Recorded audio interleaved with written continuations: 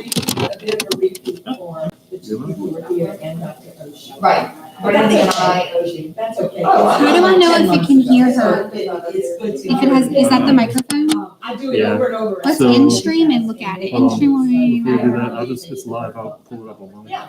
Oh, okay, yeah. Yeah, so let me, how do I You just find do that. So once you hear, then once you implement There's a it. bird. So it's like the first time you never implemented it, so yeah, it's brand new. Then I come back and go, oh, I'm doing that and make it. Yeah. So it's on this. Even repeating. Yeah, I think I wrote it down here to keep that on my computer. I didn't know how to turn it on. Right, and I've been doing it for 10 years, so it's like, you know, it's meant to do repetition. And we get that scheduled. Jeanette and her brilliance. Yes. And Ben has, Yeah. they know that. That's why they get me in every quarter. Like I come in every quarter and I do a different topic every time I come. So today we're gonna do the preventative therapy work, which is the sealants and the fluoride and, you know, and no, we're really some of that. But I'm just gonna tweak the process so that you can do maybe at a higher level. Yeah. Right? And then eventually through some of the trainings, we'll do carryover and we'll do, case acceptance. And we'll do, you know, the 3 roles of hygiene, which are periodontal therapist, preventive therapist, and treatment advocate, which we do every day when we take a picture, something and set up the conversation, right? For the doctor. So, so is she not? Stephanie. Okay. And the white people live, if you're interested in that. Are we still talking? Yes, sir. Okay. Yeah, so, Thank you, have a great day. so what's your history? You have worked in treatment. No, you're bringing home.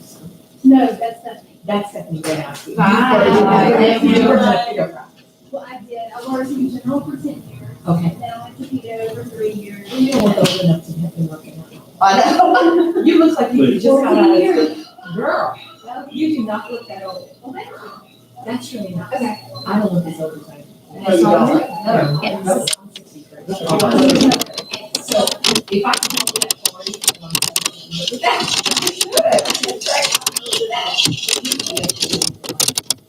All right, so we're live. I look a lot. You've been live for like Are we ready?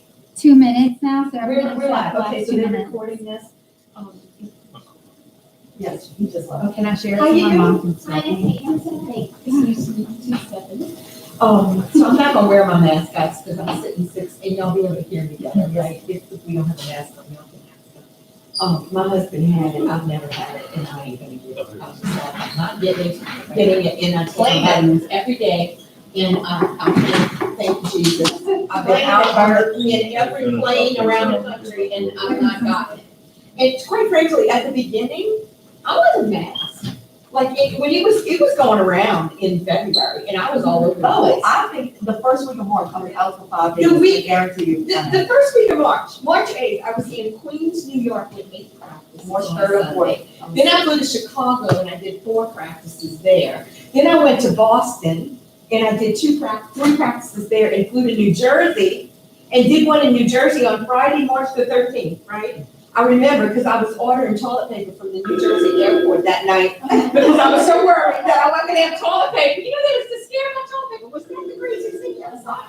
So that was my week. The week it all broke loose and I came home and I just knew I was going down, right? I was gonna be in the hospital with the COVID. Never got it.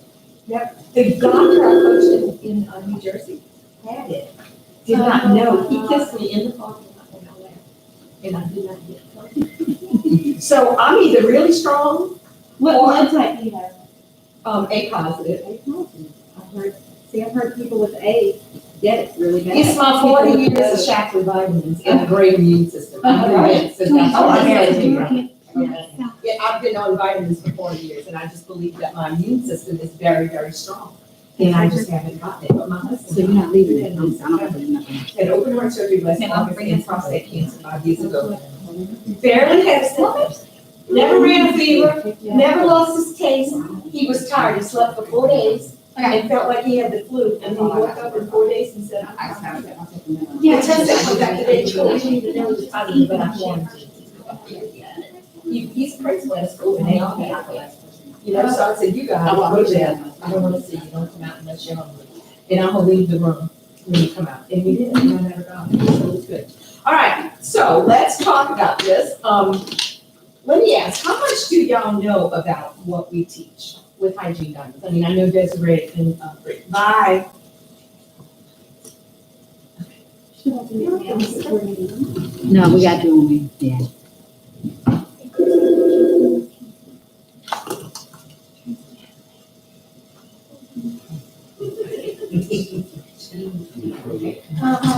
So you've watched some of the recordings that I've done, so you got a pretty good idea about what we're talking about, okay?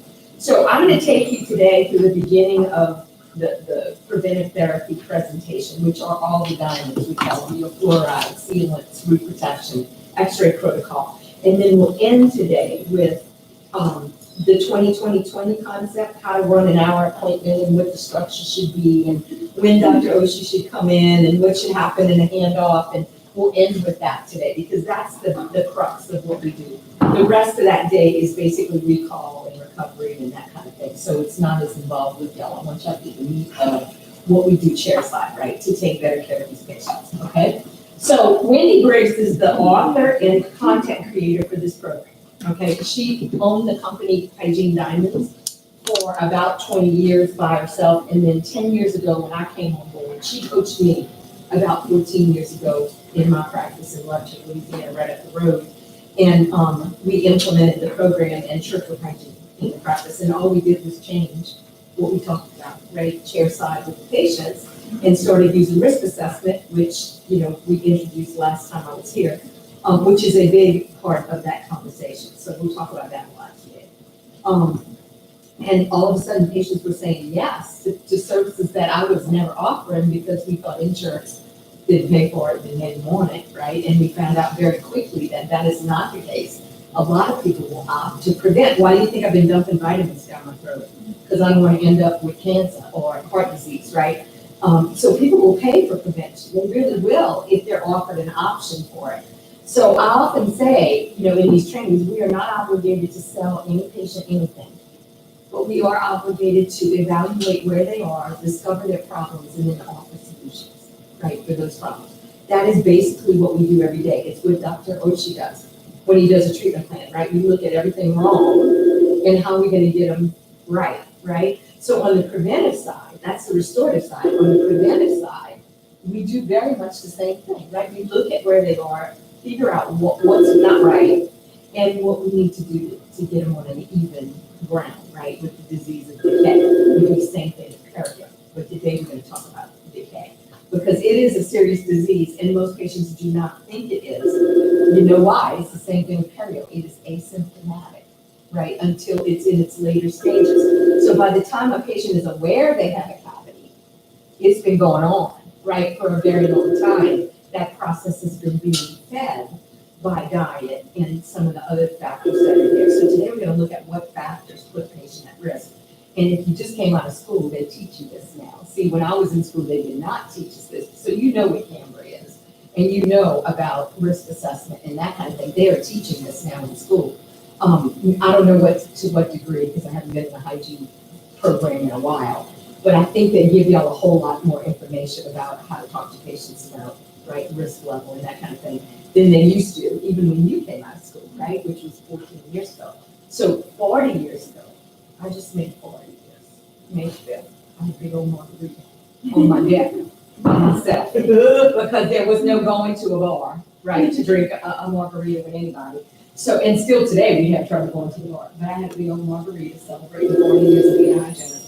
And the last 10 I spent, you know, on the road coaching the program that I implemented in my practice. So today what I'm going to share with you is a lot of the things that I did, chairside, right, and the verbiage and the way I presented things that may help you tweak what you're already doing, because y'all are already offering fluoride. I see the numbers and I see you do some sealants, you do some fluoride. It's just not at a high level yet. There were some months where one of you was at like 75% acceptance, which is really good. But it could be 80 to 90, right, with just a little bit of tweaking. So we'll look at that today, okay? So who am I, what do I do, and why do I do it? Well, I am a wife. I got 3 kids, grown kids now. They're all gone. My husband and I were looking at each other last week, Thanksgiving, going, oh my God, what are we going to do? They always talk about hands, right? Because they're gone. My son married in August, my middle child. Do y'all watch Lee and Martin on Facebook? treat yourself and go find Lee Ann Morgan on Facebook. You will laugh. I'm serious. She's so funny. And she talks about her 3 kids and she says, my middle child, right? So my son is my middle child. And then I'm a registered dental hygienist and have been for 40 years now. And now a certified hygiene coach with the Team Training Institute in Hygiene Management. So 10 years ago, Wendy joined forces with the dentist, Dr. John Neese, and they formed the Team Training Institute, of which Dr. Denkaz has been a member for, I've been coming here 6 years, I think, with that practice at Hummel. Then he bought veterans, now he's bought y'all, right? So he's been adding on as he goes, and their hygiene department has just been fabulous, right? So now y'all part of that, right? And we bring you on board with the same strategies that worked for them and got them going. So why do I do what I do? And here's my son, and this is the Boston Public Library. This was his wedding. That's my baby girl, the brunette, and then the blonde is my oldest one. So 34, almost 34, 29, and 23. She just made 23. And that last one weighed a pound and a half when she was born. I had a story, you remember that story. And she lived to tell the story. And we try and do the hygiene school and she wants to be my best. I never ever told her she should be. She just decided on her own she wanted to do that. So that's my husband, Doug. He was in the Catholic seminary when I met him. I stole him from Jesus, right? Took him right away. 41 years ago, right? Or 39 years ago. So, and he's still with me. So now I share with the church. He went back and got a master's degree in religious ed. He's the principal at Pope John Paul II in Slidell. Which, if y'all been watching the news, there was all kind of controversy just recently there. It's been a nightmare for him. But anyway, it's calming down now. Okay, we live in Slidell. Yeah. Well, I think everybody in Slidell is crazy. Yeah, Just so I, yeah, I just think they're all crazy now that I've dealt with this from this end, right? So anyway, so I share him with Jesus now, right? He's working for the Catholic Church and he's married to me. And we got 3 kids. And I gotta tell you, in Lunch, Louisiana, there was no men. When I got out of college, they were all taken. There were no men. I had to go to yesterday to find him, right? And I got lucky. I got a good guy, right? He's a good guy. But there were no men in Lunch when I got out. I mean, they had all been married up. Back then, people got married right out of high school. If you went to college, you had a big disadvantage if you came home after you went to college. If you didn't meet Mr. Right in college and you came back home, they were slim pickings. There was no men. Everybody had been scooped up. Or they were married and had to wait for them to get divorced. That's basically, or their wife died. So that's my family, right? And they're the reason I do what I do. And I worked 31 years in a practice in Luncher. I went back home after hygiene school, and we bought a practice from an 86-year-old dentist named Dr. Gross. And every patient in his practice was gross, right? They all had tartar and perio out the wazoo. So that was my initial training, right? As a hygienist, was those first 5 years there were just really patients that had calculus, bridges, right? He was polishing calculus, he couldn't see anymore, this dentist. So I had to clean all that black calculus off, the kind you put your capture on, and it kind of looks like that, and says not today, I'm not moving today, right? So that was my start, and then I stayed in that practice for 31 years, so you can imagine how long you've been here. In this building? Yeah. 5 years. 5 years, so you've been here a while, and you're kind of the person that probably knows everything about the practice. The patients know you, right? The longer you stay, the more you become part of the fabric. Oh, yeah. And by osmosis, right, you learn about the management of that practice. So I stayed so long that as I grew as a hygienist and you moved, got new hygienists, then you moved me into other positions, like at the front desk to clean up the AR. I did that with the interns. I loved doing that. That was so much fun. Then I became the treatment coordinator, right? So everybody would come through me for treatment plans, and I would schedule and make the financial arrangements and do all of that. So then I became the office manager, and I managed the practice when I was, when I left. So I've been through every job in the practice, right? Not just the hygiene position, although that was my focus for about 25 to 30 years that I was there.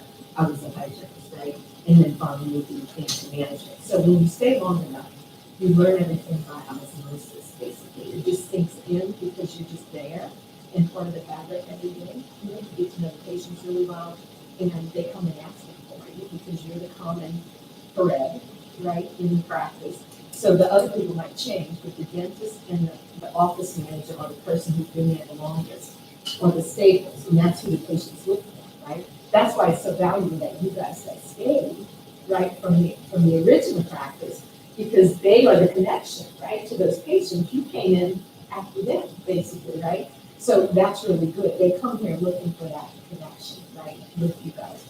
So we believe excellence is to do the little things, right, the common things in an uncommon way. So change the way you think about hygiene, right, and do things a little bit different. And it definitely isn't you out for hygiene. You right out of school, you've been out 14, I've been out 4, when I became a hygienist 40 years ago, it was a whole different day. Right, we look different. I mean, we truly did look different. So today, back then, I was a teeth scraper.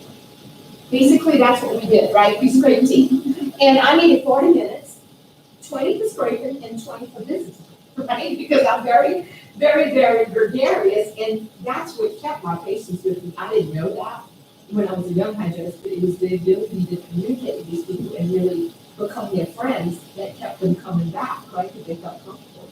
And I needed time to talk.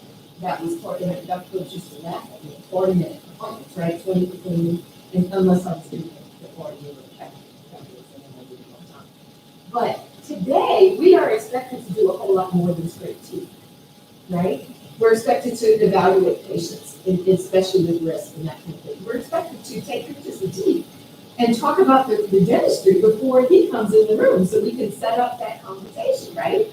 So we're expected to be periodontal therapists. Back in my day, if they had over 5 million, I could do referred to periodontal. I didn't do a whole lot of scale back in the day, right? Some of those big patients, it was interesting. My boss believed that patients going to be with us for the rest of their lives. They would only go to a specialist for a short period. So he always wanted me to do the initial scaling of return because he felt like that was a bonding moment with that patient, and then we sent it off to the therapist. But if the pockets would be right, sometimes he would send them off right away. So we didn't do as much therapy as we do now. And then eventually lasers came out, and when they first came out, I was able to use it. So we did laser therapy back in the day, like 30, 25 years ago. We had a laser and a dad laser, which is a real problem. And he taught for that company. So of course he taught me how to use the laser, right? Then the paradigms got all upset and they were taking out our hands. But I even did laser therapy, right, for a year with skin and root plan. And it's become more popular, but we still can't believe it. Use it, as I understand it, right? You guys, we are not legal, I don't think, to use a laser, do you know? You can, they can't, though. But in a lot of states, hygienists can use it, like for laser bacterial reduction and laser assisted quad scans, they call it, right? You use the laser doing it. Does decimate calculus. If you put it on a piece of calculus that's black, it'll take all the moisture out and turns it out. And you can get it off the tooth a whole lot easier if you use a laser. So it's like, that's dead. But I was grateful for that training. To see, everything I did there taught me to be a good coach. It was like the training ground for what I do now, but I didn't know that at the time. So today we're expected to be productive, right? And know how to do that. So today we're going to talk about that. And then, COVID came along, right, in February and March, and has changed our lives in so many ways. Some pretty good. It's not all been bad, has it? I think families have learned to spend time together again, which is what we did before. Everybody was so busy. And there was a lot of confusion around that. In April, 76% of all practices were closed and not working at all. Did y'all do emergencies? Yeah, that was 2 days a week. So you basically told people to come in those days. People that did that fared a lot better than the ones that closed up and went to their Christian camp. Right? And a lot of people did that and just canceled all the patients and said, "We'll see you when it's over." Well, it got over, and then there was nobody on the books, right? And that was a big, big mountain to climb. So my practices that actually moved the patients down the way and said, "Listen, let's do the appointment here, and when we get there, if we're not open yet, we'll just move you again." Did a whole lot better than those that just wiped out the whole schedule and said, "I'll see you on the other side of it," right? So, it was an interesting time. And this is interesting. The Chinese word for crisis has two parts to it. On the left side is danger, on the right side is opportunity, right? So when we first opened, y'all remember back in May, I guess y'all remember in May, right? That's when everybody's initial weekend. So when May came around, I mean, we didn't know what it was gonna look like. On the other side of this, the PPE was scary, hygienists, the CDC came out and said, this is the #1 risk job of all jobs because we have big spaces. And hygienists were having coronaries, right? They wanted hazard pay in Texas because the job is so dangerous. Well, here's the thing, guys, you know, I lived through AIDS. Y'all remember that? When I came out of school, we did not wear gloves, and I did not wear masks, and I did not wear glasses, and I had blood up to my elbows and nothing in my hands, and never thought twice about it. Just went to the sink and scrubbed my hands and went over to the next patient, right? But all the things that we're doing now, they know community out there. But they didn't mandate it in the life we never did, right? But the washing of the jackets, all of that was part of the protocols that came from AIDS. Now they're enforcing a lot of that, right? I just read an article on ocean going in and doing what they're supposed to do. So they are checking, right, to make sure that this is happening. But here's the thing, there have been no clusters of disease for any democratic state in the United States. They're tracing now. And there have been no clusters of outbreaks that have been traced back to democratic disease, which you know what? We put this PPP thing down, and we've had it down for a very long time. So we were safe. I never had a problem. I would have come back to work as a hygienist if I had to. But as long as we did what we were supposed to do, right? And face shields, the whole nine yards. So, you know, we've not had that problem. And here's the thing. We now know that periodontal disease is closely connected to COVID-19. Okay, in fact, they have studies now. They share them with you. The people who have periodontal disease, many die. A lot of them died because the bacteria associated with perio caused a cytokine storm, which is a total shutting down, right, of all the organs, and they have traced that back to periodontal bacteria. Periodontal disease is a comorbidity.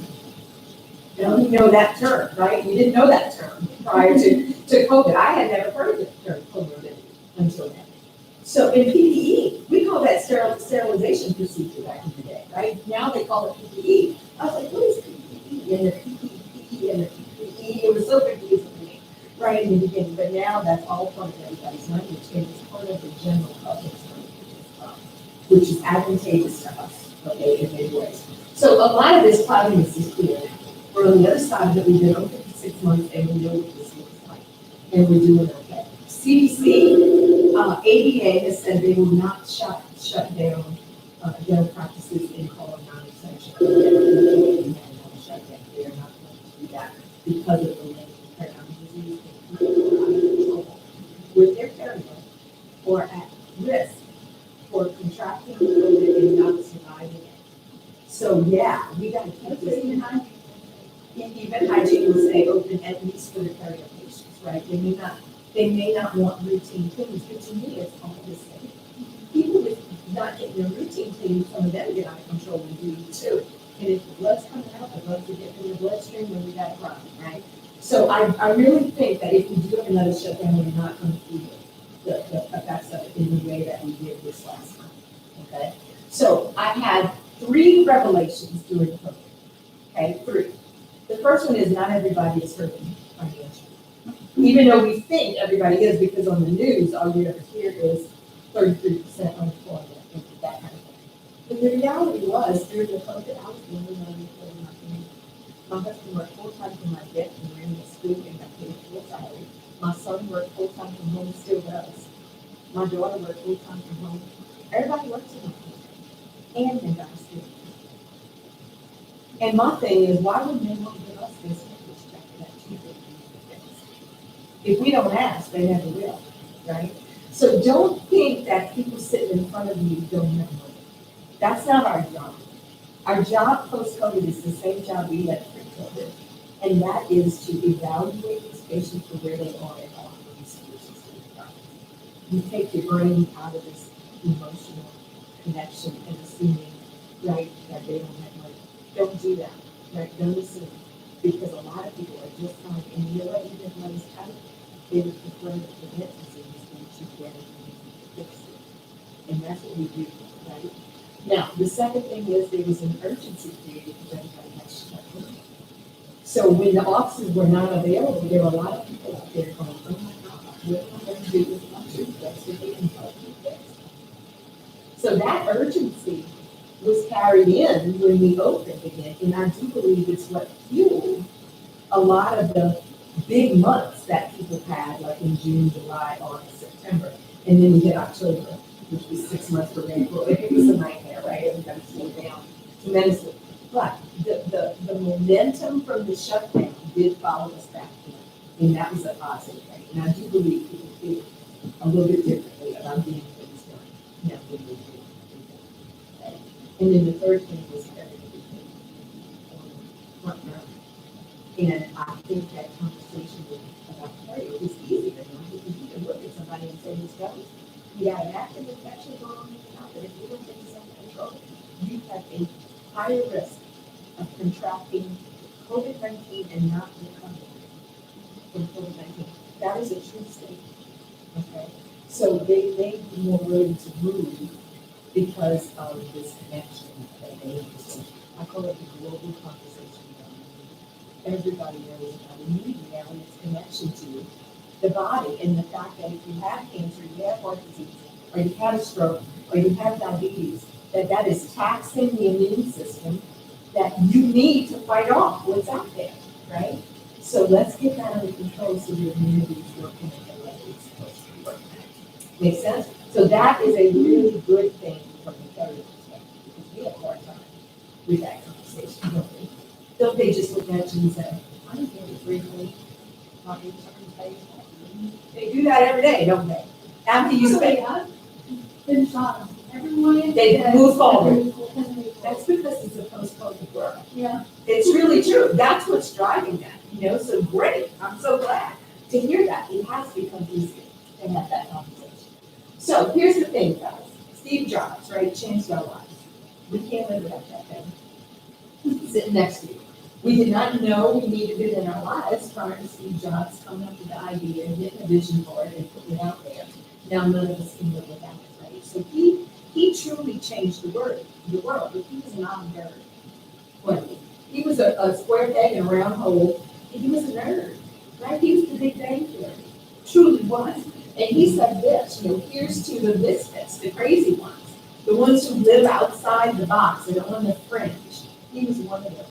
You can't ignore these people. You can glorify, vilify, and give them all kinds of attention, but the one thing you can't do is ignore them. Because they're out there changing the world, and he truly did change our world. Okay, so here's an example of that. Who knows this? Who this is? It's in Utah, in Moab, Utah. It's the Arches National Park. It is one of those beautiful places where God has just created this wonder, and everybody goes in there and look at it, right? So there's these big rock arches. This is called the Corona Arch, which is the biggest one in the park. And one day an engineer was in there, and he had a different vision of what he could do with that arch instead of just walk that, right? So this is what he built.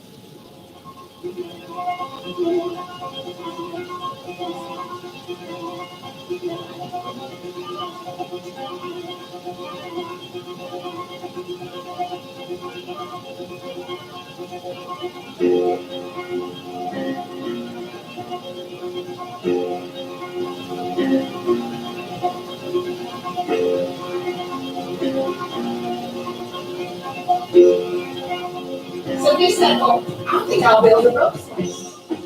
And people can pay to jump off that rock, right? So who would do that? Nobody? You would. There's usually one person in the room who would do that, right? I am not that adventurous and will never do that. But he had this idea, and now they charge people to jump off the rock, right? So a business was born because he had a different vision of what could be, right? I think that looks like a lot of fun. I'm just too scared to do it, right? So you gotta think differently about what education is and what you do every day, right? What they teach in academia is such a small part of what we actually do every day. I can remember coming out of school and I did one patient in the whole afternoon, next week, remember? And I go, what do you mean you want me to see 8 patients? What do you mean I have to see 8 patients in a day? There's no way. I did one patient in an afternoon, right? But then you get in the flow and you figure it out and you start to do it, and it's not as hard as it sounds, right, once you get it, but you gotta think differently about what you do. And what we used to do and what we do now are two different things, right? What we did then and what we did now, the road of hygiene is different. We are not tooth scraper anymore, right? We look differently. I looked like this when I came out, well, you know, let me still got the hat, the white hat, we'd wear white stockings and ugly nursing shoes and dresses. We could not wear pants. We had to wear dresses every day. That's touching up a little later, right? That was a long time ago. We looked like nurses, okay, back in the day. And people respected us because we were in that medical uniform. But a lot has changed, right? We don't look the same. We look very different now than we used to look. So change is inevitable, and it's a large part of everyday life. And people who fight it, right, are exhausted from fighting the change. If you just move with it, it'll teach you.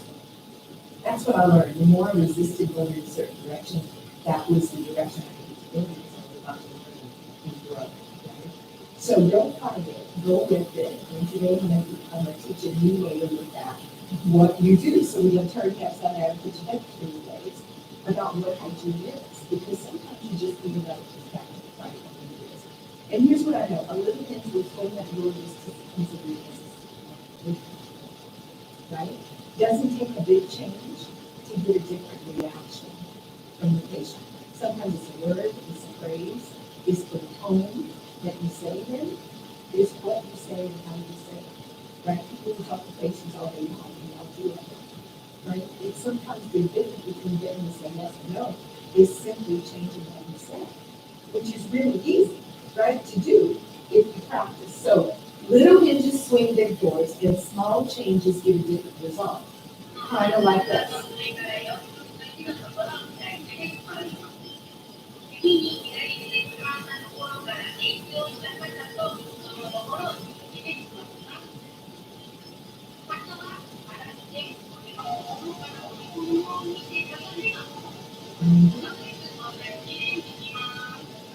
So I can't function like that. You can't, even though I've seen this 100 times, right? But it's just a different way to fold the shirt, and it has a totally different result. Do I love the result? Absolutely. I wish all my shirts looked like that. They don't in my drawers, right?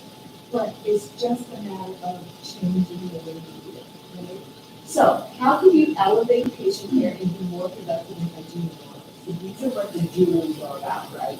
The hygiene dimensions. So today we play 3 roles: preventive therapist, periodontal therapist, and treatment advocate, which is the role of, pre-treating that patient for the conversation with the doctor. Today we're going to spend time with preventive therapy. That's the easiest place to go. That is very hard, right? In case of something serious, a little bit hard. So as a preventive therapist, and I really want you to think of yourself as a therapist, okay? As a therapist, you're evaluating the patient and offering solutions to the doctors. As a tooth scraper, you just scrape it all off the tooth, right? And send it to the polish of the teeth and send it to the vet. You do so much more than that. It hence, people get the idea if you're just a tooth scraper, well, it's just an opinion. I can just blow off the stuff. Right? If we build value in what we do by doing all of these evaluations and making sure they know where they are, they do get a different idea about what it is that we do, right? Because a lot of patients just think, oh, we do this right. There's so much more than that.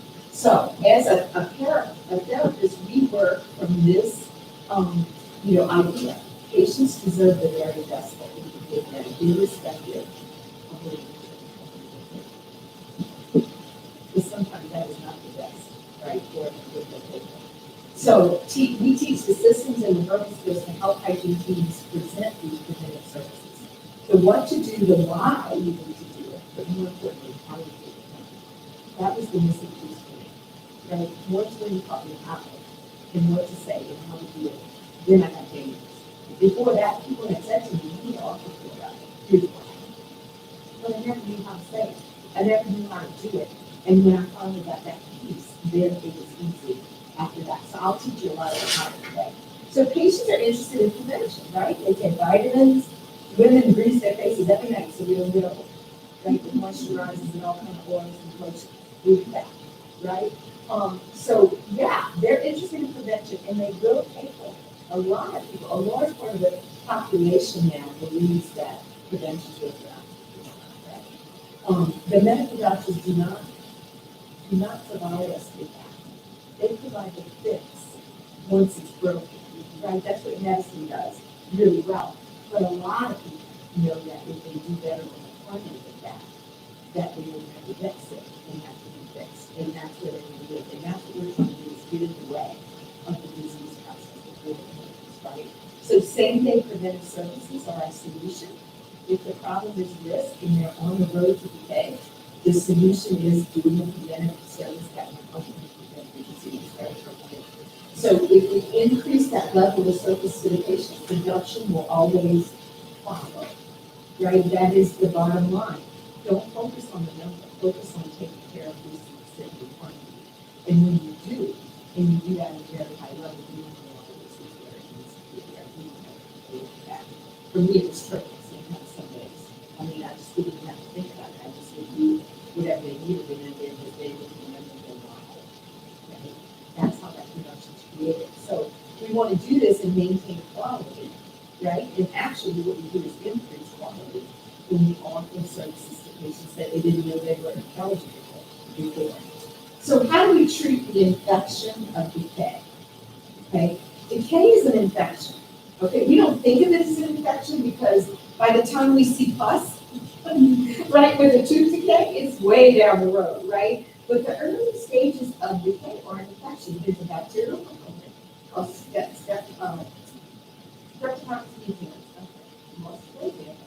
Streptomyces, right, is the bug that is involved in decay. And it eats a tissue called the enamel. The enamel is a hard tissue, but it does eat the tissue. So the definition of an infection involves those two things. So yes, it is infectious in nature, and we want to stop the infection. That's what we're trying to do. So how do we figure out where this patient is on the road to decay, right? Risk assessment is the way we do that. Now, if you had heart disease in your family, right, as a history, so your daddy had it, your grandfather had it, and now he is your generation, and you wondering, I wonder what my chances are, right? You might go to the cardiologist and tell him, listen, I have this heart disease, my family, I'm really concerned. Can you help me figure out what I need to do so I can get a heart attack and stroke and die? He's going to do a risk assessment. That's what he's going to do, right? He might draw some blood, he's going to take your blood pressure. He's going to look at your history. There's going to be questions about your habits, like do you drink, do you smoke, how often do you exercise, what's your diet like? Those are all risk questions, right? And then he'll take all that data, and at the end of it, he'll sit down and say, you know, Bert, based on what I'm seeing here, you got about a 95% chance to get a heart attack. So let's look at what you need to change to get better, right, and control this. And then there are some things I need to do to help you as well, like put you on blood pressure test, put you on a blood sugar test, right, whatever the circumstances are. So that's what we're doing with risk assessment from the decay perspective. We're looking at what factors are there that are putting this patient on the road to decay. And then we're going to give them solutions for that problem, right? And those solutions can be anything from fluoride to seizures, to root protection, to more x-rays, more frequently, so we can screen. You know, all of those are solutions, right, to those problems. So risk assessment is the answer to that question. And CAMRA is the organization that did a lot of the research that we shared with us. So CAMRA stands for Caries Management and Risk Assessment. They teach CAMRA in technical school as a staple, right? We never learned about this. You didn't learn about this. I didn't hear about this until you Rick sat in front of you, like I'm sitting in front of you. And she said, here's CAMRA, this is what they do, right? So CAMRA is the research you're gonna stand on to support why we recommend that you like that, okay, based on what patient is. So when you utilize CAMRA and you get the patient to see where they are, now all of a sudden it's a whole different conversation. Because they understand where they are as well. And once they know where they are, and they can see that, they're asking you, well, what do I need to do about that? That's a different thing. You're not having to ask them, what do you want for that, right? So you have to do this part in order to set the foundation for the conversation that's going to come. And the reason you guys are sitting here is that your rotation is every day at chairside, right? And they ask you questions they're never going to ask about their bullshit. They just don't. They scared of the dentist for some reason. They don't say it. But when he walks out the room, they start asking 100 questions. And you're like, why did he say that? You think that, right? So if y'all are on with the same verbiage and the same information, as well as the front desk, you can support the conversation, right? Hygiene is habit. It truly does take a village, right, to make it happen. It's not one single part of the practice. That he can't do what he does without all of you. We can't do what we do without the front desk, without the assistant side. None of us can exist in the right? So the more everybody's, that's why you're sitting in the room here the same way they are. Because the more everybody sees the ball and knows where it is and what we're aiming for, the better we can propel the practice, right, and grow that area of the practice. So yes, this is a hygiene program. It truly is a team program as well, right? So here's some data, right? The Journal for Minimally Invasive Dentistry says we are experts at treating cavities in their ongoing symptoms, right? That's what he does so well, right? Once the cavity's there, we can now fix it, and you hardly can even tell there was a cavity in the tooth. They do beautiful restorative dentistry, right? Gorgeous stuff, you know. But we're not as good on the front end of really recognizing it early enough, or once it's there, stopping the process. Don't we see people come in and they have a bunch of decay and we fix it all, and then 3 years down the road they have the same decay? Because the process that created that problem has not been properly addressed, right, from a prevention standpoint. So people go through rounds of dentistry. So they do a round, and then 5 years later, they do another round, and 5 years after that, then they end up with a crown and a root canal, right, 40 years down the road, if they live that long. So what we want to do is get in the way of that continual process, okay? So we got to get better at managing the disease. So you can put a bunch of restorations in the mouth and not treat that underlying disease, that biofilm. You know, you know the difference between a biofilm and just independent bacteria, right? Periodontal disease is a biofilm of bacteria. So is decay, so is plaque, a biofilm. And when bacteria form a biofilm, it can resist the body's natural defense mechanisms. That's why they exist for long periods of time, and the body can't take care of it. They just kind of keep it at bay until something changes. And then it wins again, right? And usually with periodontal disease, your immunity goes down because they're stressed or they're sick or something's happened, right? So same thing as with COVID. If the immune system is not good, you got a problem, right? In the period case of same thing with infection. Okay, so we're gonna look at how we can control that better today. Okay? So here's the basic process, right, that goes on. And if we understand this, then we can understand what the patient understands what they're doing that's causing the problem. Because until they get a grip on that, you can put all the things you want to that cavity comes back. If they continue to do, that's the definition of insanity. You keep doing the same thing and expecting it to be different. Just because the drill holes are going to be good. It's not going to change unless we change the bacterial process that's causing it, right? So we did exposure to sugar. This is sugar-free, but it's acid, right? You get exposed to sugar, usually, or some kind of acid product, which triggers the bacteria, right? And when you put sugar in the mouth, they start multiplying very quickly, so that biofilm is organizing very rapidly. So, you know, in South Louisiana, we speak French, and you boudet. That's what we call snapping. Boudet, right? So when you boudet all day long on food, and you never brush your teeth, at the end of the day, when you catch your tongue on the inside of your teeth, which is fuzz, right? That's the biofilm that is now organizing itself and it's setting up so we can start the breakdown process, right? The basic process is the bacteria take up the sugar, they make acid, and then they spit that acid out as a byproduct. And it's the acid that breaks the enamel down and allows them to get on the inside of the tooth. But what the research that Cameron did show is that sugar does not have to be present for that breakdown to happen if the product they're eating and drinking is acidic enough. So pH is a big part of this, right? And what is the pH of what's going in the mouth? Okay? If sugar is not there, So the men diabetic, right? And they'll look at you and say, I got the sugar, right? I don't need sugar. But they keep it on. And you're like, okay, well, if they got the sugar, what's causing the problem? There's a bunch of things causing. One is dry mouth, blood cake. The second one is the acid content in the sugar free beverages. Coffee by itself is what kind of regular, that's really low. 7 sweet. So if you put 4 coffee into every day with nothing in it, you will eventually get tired from that acid breakdown. Right? That's how they get that problem. And the frequency with which you get is a very important. So this is what I'm doing right now. You're not supposed to do this. Like sip every 10 minutes or so. I'm nursing this. And I do that because it keeps me from eating, which I like. That just keeps me from eating. So since we were going to go through lunch today, I figured I'd do this, right? To keep myself from getting hungry, which is a great thing. But what does it do to my teeth, right? And that's what the average person doesn't really understand.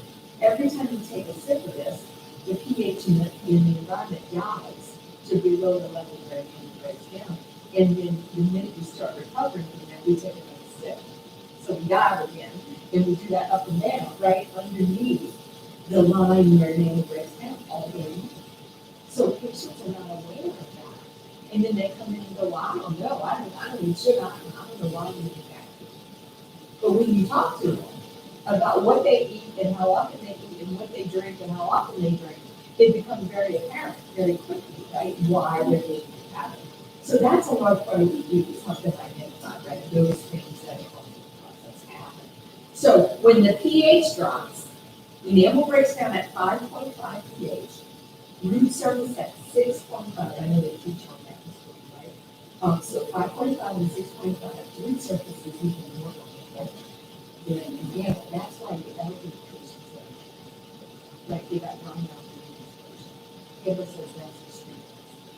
So a lot of those patients are. So once that acidic environment starts to break down into that enamel, then the bacteria can get into the den, which is softer and easier to eat, right? And now we got the process of the really okay, and it'll get to the very quickly.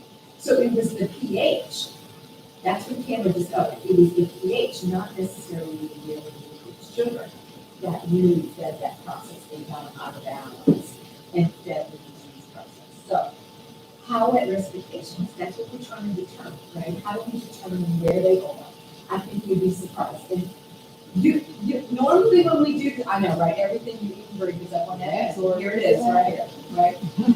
So normally, when we do a program like this, you get all of these laminated so that y'all can put them in your rooms and use them with patients. But I'm gonna tell you, I can send you, but I can send you the PDFs of this stuff, and you can put them on your computer and you really just pull them up when people are there, and they can just look at them. Tori, was that Dr. Pepper? Tori, why did you have to leave? Tori, what did Dr. Pepper say? Dr. Pepper, baby. Mountain Dew, Dr. Pepper are the 2 words. Okay? Mountain Dew is number 1, and the reason it's number 1 is because it has the most sugar and caffeine. So you get the biggest rush from that, but Dr. Pepper is number 2. I can't drink Dr. Pepper after 3 o'clock that night. Even if it's diet, I can't. Yeah, Diet Coke, it's the same thing. So, but it's not as happening, right, as Mountain Dew and Dr. Pepper. Right? So, yeah, people love that, right? So this is a great visual because most patients do not understand what sugar is. I ask patients every day when I'm stressed, do you eat sugar? No, that's the difference. And I would look in their mouth and I could see the ruddy enamel, after sugar's been in acid been attacking that enamel for a while, it's not smooth anymore. It looks ruddy, right? So as you're hydrated for a long time, you can look in the mouth after a while and just know it looks like sugar, right? So they would tell me no, so I'd go, oh, yeah. So, I would look at them and go, well, you don't eat sugar, well, what do you drink? And they would look right at me and go, well, I love Dr. Pepper. And I go, well, is it sugar? Well, you eat sugar, right? They don't understand that what they drink also contributes to stuff.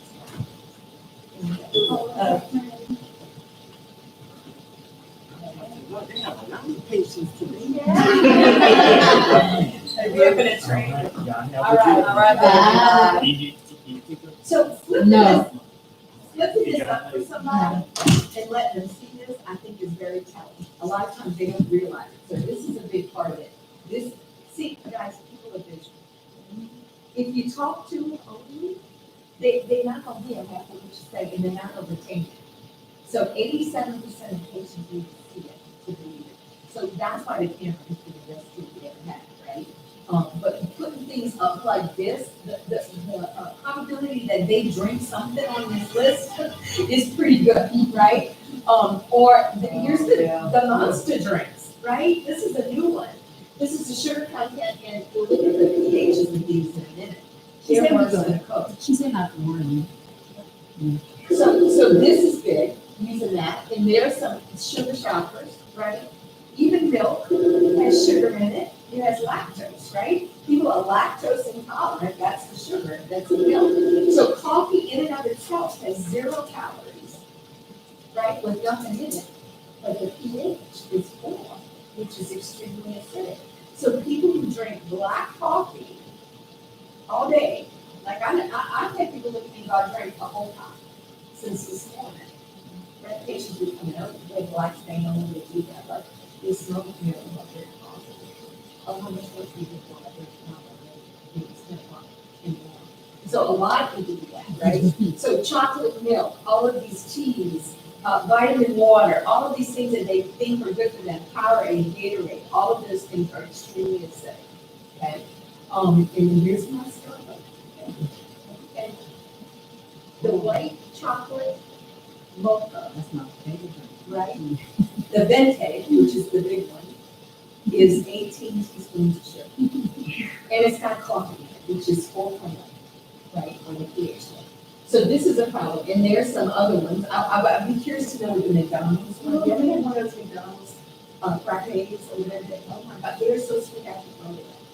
Because I don't eat sugar anymore, so when I put that in my mouth, it was like cough syrup. I mean, seriously. So that too has a pH to it as well as a lot of sugar. So sweet tea from McDonald's is a big one. People love the sweet tea from McDonald's probably because it's nothing but sugar, right? Not This to is the one mention- for $1 that's like this. Yeah, this is the other one. Right, well, look at that in a minute, the amount of drink that we get now. We used to drink 8 ounces when I was a kid. You couldn't buy over an 8-ounce Coke. There was no 2 liter. There was no 20-ounce bottle. There was 8 ounces of Coke, right, in a glass bottle back then. Today, you ask for a small one, it's 32 ounces. And what are we gonna do with that? We're gonna nurse it, right, for several hours. And that is a big change that's contributing to this. So this is the acid content and the sugar content in some of these drinks. So pure water will always be 7, which is neutral, right? It has to be. It's government mandate because it's 7 on the pH scale. But just something water in the hot It's not even chocolate. 3.0 to 4.0, right? I think they've gotten a little better. They on fire. But still, 4.0 is extremely acidic, right? The Aquafina 5.0 is below the line where enamel breaks down. And root surface is 6.5, so it's way below that. So, it has a little bit in it. It has a little, just enough to change the flavors and people will buy it. See, it's all about marketing. It's not about health. It's not about what's good for people. It's about what's going to sell. This is the world we live in. It's all about selling. The Food and Drug Administration, I think, is a joke. I mean, I don't think they really look at what is really good for people. I really don't. They just look at what bare minimally is not going to kill people, right? And then the rest of it they don't look at. So this is a big factor. But look at Coca-Cola, 2.6, Gatorade, 2.95, just above the Coke. Okay, just above the Coke. And they have a lot of sugar. Now, a Mountain Dew has 19 to 20 teaspoons and 21 teaspoons of sugar. So that's what is that? A teaspoon of sugar per ounce, right? Which is a lot. So that's diabetes is what it is. Not to mention what it's doing to the teeth, right? So this is a good chart. Here's another one. And here is the energy drinks. So an energy drink is the same pH basically as a Coca-Cola is. Now, my maid comes in the morning with one of those in her hand, and she got a second one. And goes in the fridge, and she wants to get on that. So she drinks 2 of those in a 3-hour week. That's costly. So think about it, and problems it causes because of that, right? So this is very tough. And I'm gonna tell you, you're gonna have your old people, patient base, and they gonna drink coffee and tea and stuff like that. Then you got my generation, which is kind of the middle. I'm almost a little bit than that, right? And we like the Starbucks, but we'll drink some of that as well, but we might drink, some of the soft drinks and stuff. But when your millennials and your young people, they like the energy drinks. That's the new coffee, really, for those people, and these kind of drinks, right? What I call gourmet coffees. So you gotta be aware of what it is. Old people, you gotta have something about coffee. And, they home every day, they eat all the time. The TV is a terrible trick. When I was home with COVID, that's why, I was laughing, Desiree's telling me I lost weight, but I'm feeling it after COVID, right? Not the disease, but the virus. Because every time you go to the kitchen, you threw something in your mouth on the way out to the death, right? On the way out to the death. So, eating frequently is a big problem with the kids, not only weight, but the death.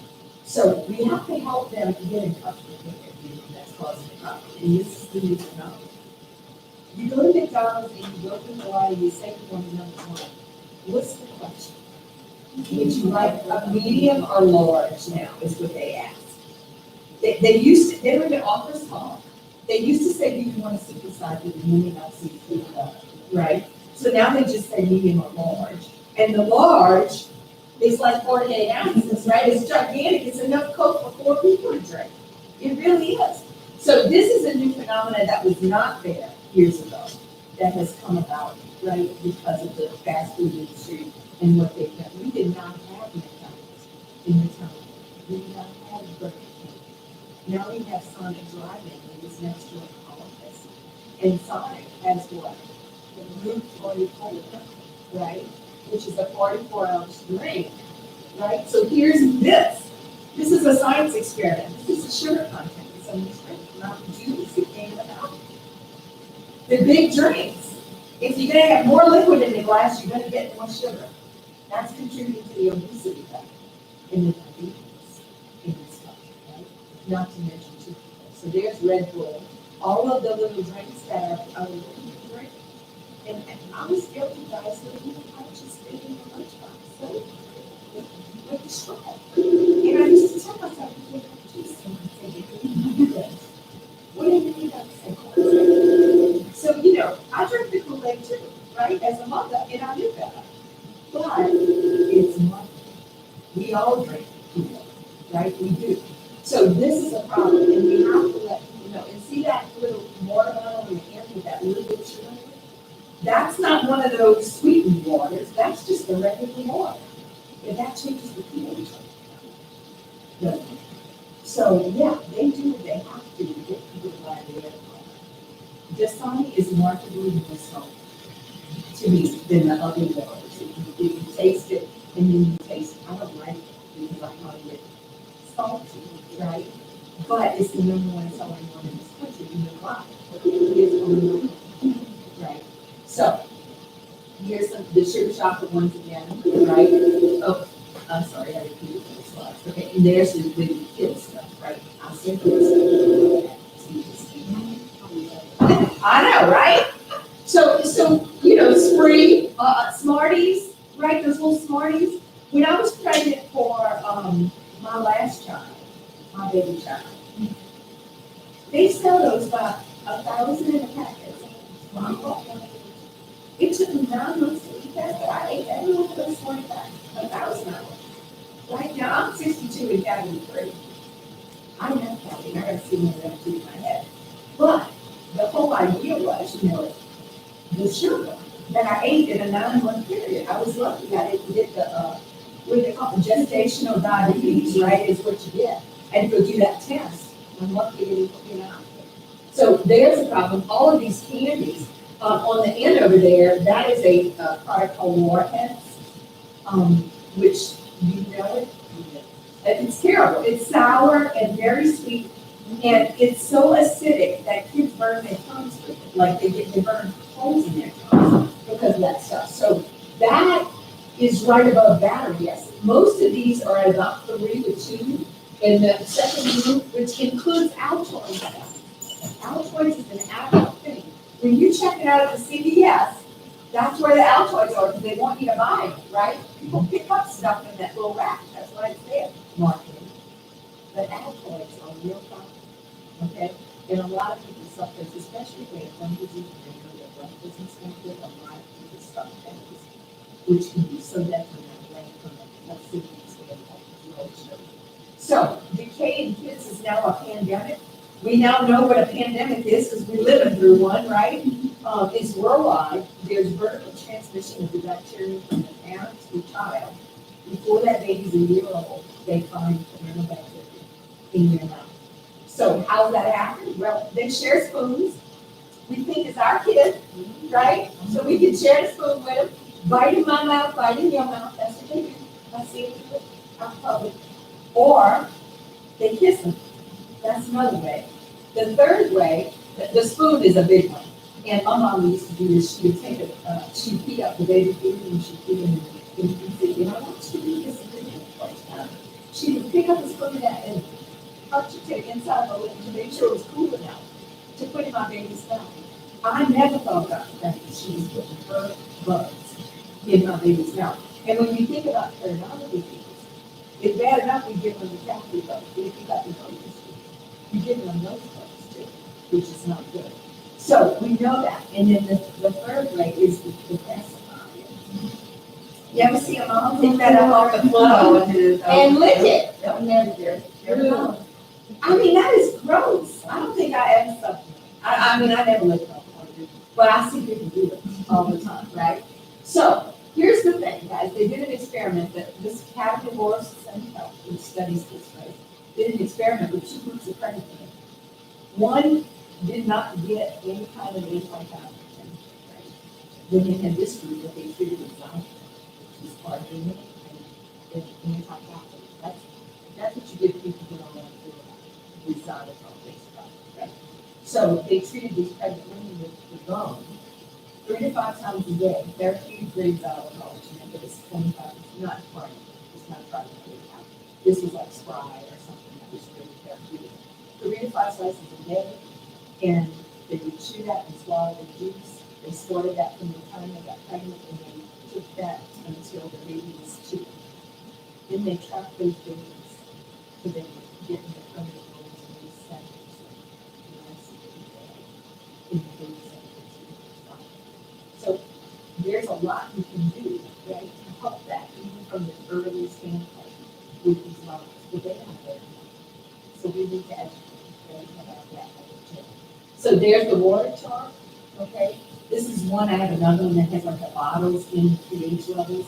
So if you go on Google and you look up pH in bottled water, you'll pull up all kinds of images like this. But I'll share this one with you and y'all can put it on your computer. So 7 is neutral. Over here on the left is the king of the mountain, and that's Dasani at 3.0, which is extremely acidic when the cold is 2.6, right? Propel, vitamin water, anything carbonated. So Perrier, bubbly, LaCroix, all the things we drink because right? And listen, because I'm a Coke addict, I am a Coke addict and I'm recovering. I always say I'm a Coke addict, not the kind you smoke, the kind you drink, right? And there are days when I just want the feel of that carbonation in my mouth. It's like nothing else will do it for me. Right? I'm serious. That's what an addict does. We long. When I walk past my refrigerator, it's cold in my hand. If I don't have it in my house, I'm much better off. But if I have it in my house, it costs me. I can do it. Oh, right? It's like I got to go do it. So what I did when I got off the Coca-Cola, when I lost my weight, I had to get off the Coca-Cola, right? And newsflash, the diets were as bad. I'm going to put a bacteria flora in the gut as the sugar is. So I got off of all diet drinks. Well, what I did drink was wine. they gave me the pills, and I was satisfied with that. And I learned to live without the sugar. Right? Sometimes when I first started, I had to get one because I needed the sweet, right? I was addicted to the sweet. So that's how I got off of Coca-Cola. But, you know, people think they're drinking, women drink their vodka in bubbly, right, or something like that, LaCroix, or flavored LaCroix, because there's no calories in it. But depending on how much you drink, right, it can be very detrimental as well. So this is very telling to the average patient because they have no idea, you didn't know Dasani was acidic as well. I did not either. So this is really good. There's a hygiene video that goes around Facebook every now and again where these hygienists did a table study on the acidity in bottled water, and they all lined up on the table, and they used the liquid litmus, and they put drops in all these bottles, and it was different degrees of the yellow and the green and the red, right, like you do with the swimming pool. So that was a very telling thing too, because you could see right there from a color perspective how acidic some of these waters are. And a lot of the cheaper waters that are no-name waters are made by the big companies, so the pHs are very similar to those, so their brand is not on there. They didn't go look and see what the manufacturer is, because it would probably be the same which the manufacturer. Now, this is what I should say. The good waters that are alkaline are now posting the pH. So you will see, like Evermore is a very alkaline water. That's the one we drink. It's 8.1. There's another one out there that's 9.8. Okay, so you can buy water now that actually has the alkaline posted. So I tell patients all the time, go look for one that has that. It needs to be above their number stuff, right? So the alkaline water is really better. Oh, they're better for your internal Yeah, I too, knew that. because acid feeds cancer, right? And so does sugar, right? So if they're on an alkaline water and they have other issues from it, like for instance, Hashimoto's disease is fed by a very acidic environment. So is cancer. So is Huntington's. All of that is fed by a very acidic environment. So not only for your teeth, but for your body and overall immunity, you're better off with basic water than you are. So you can tell them that too, right? Because they don't, it's not just about their teeth. Right. They're doing this. So this is very telling to people. And there's our alcohol beverages. It is Friday, so about 3 o'clock it's going to be happy hour, right? So we all imbibe, we do, and I do too. I don't like to drink a whole lot, it makes me feel yucky. But the first half a drink is really good, and then I start getting depressed or feeling bad after that. So just a few sips is really good, but I just make me feel good. So anyway, wine is extremely acidic, grapes are acidic, and they're sugar. So people who drink a lot of wine, you know, often say that most women, our sedative is a bottle of wine, which is on Friday night. We talk about your week, right? Men drink beer, that's what they do, and beer is 4.0 on the acidity scale. So if you Google what's the pH of beer, most of them are in the 4 range, okay? Wine is 3, only much less than that, when you take sugar. So, the wine, that's sugar, that's not the pH, that was the sugar content in 4.25, but the pH is low, okay? So, here's what we deal with, healthy bacteria don't live in that acidic environment, so the good guys started off, and now we got imbalance, right? Only the bad guys are there, and they're being fed by the acidic that you get, right? And when you got somebody out of balance like that, they're in chronic disease, even though they don't feel anything. It's totally asymptomatic. The only way we're going to recognize it is to do the risk assessment and figure out what it is. Okay? So patients need all the help they can get. What do we have to help with? Fluoride is our biggest tool in this area, right? What is your acceptance rate on fluoride? I know Janae tracks this with y'all, and you're going to be tracking it, from here on out. So every month we'll talk about that. She usually gives me those numbers when I come into the training, and we look at where everybody is. So we're going to look to see what the improvement is from where you're at with us, right? Up to right now. So 30 to 75, the range depending on the month, right? Some months are better than others. We want to get a consistent 80% improvement. 100% of the year, with 20% improvement.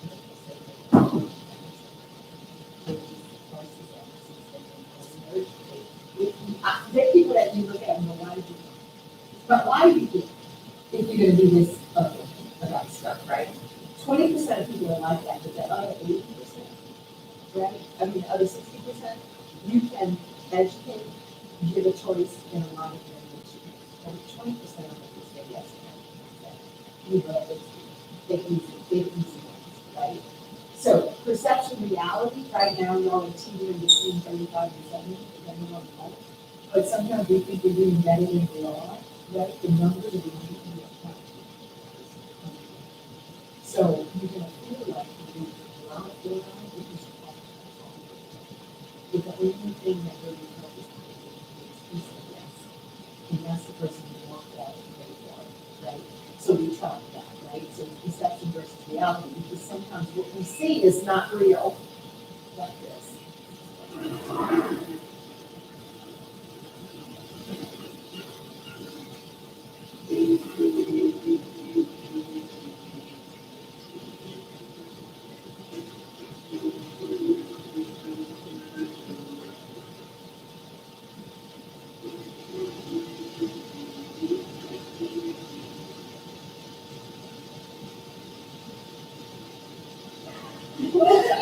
She ran him off the road with this. I love that snort. I love that. So here's the thing, guys, it's knowledge versus mastery. Y'all know fluoride is a good thing, and you're offering it to your patients right now. But you haven't necessarily mastered that conversation. So that's what I'm here to help you with, right, is the tips and what to say and how to say it. Because once you master it, like right now, if I were to come work here and I needed 95% because I had gotten to 5% on the regular basis, right? Because I'm asking the conversation and I had to something. So when you get there, 80% is easy, right? And 50% is less than that. So you will be looking at reports and they calculate all this for you. This is the formula that Janae has it figured out and she'll figure out what your acceptance is. I like to look at adult acceptance. Kids I take out because they're easy. The insurance pays for that. And, you know, it's easy to get them to do it, but it's the people that will have insurance coverage or above the age for insurance coverage that we really understand. Right? And we need to educate the parents too, because at some point those kids are not insurance, right? What's the age? 16? That's when they need the most. They drink more Mountain Dew at 16 than they ever did when they were 10, right? So they need it the most. So we need to be able to look at that person. Okay, so here we go. What are the benefits to doing the fluoride, right? This is basically what you need to follow. Case acceptance today is an interesting paradigm. Back in my day, we told them what they needed and they needed. In the early days, they just said yes, right? If they came to us, referred from somebody who was already our patient, so they trusted us. Today, we get a lot of patients from external market, right? And they come in not trusting us right away. So the paradigm for case acceptance today is you have to present the problem, give them the consequences of not doing anything, then problem consequences, give them a solution, and give them the benefits of that solution. Okay? So problem, consequence, solution, benefit. And that's how we present in that order, including the crowns and plays and all that we do. We always have to say what's going to happen. See, we jump to the solution too quick. We don't give them enough of what can happen.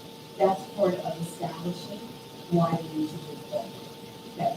Because you tell them, here's what's wrong, here's what we need to fix. But they don't know why. In between, that's what we do.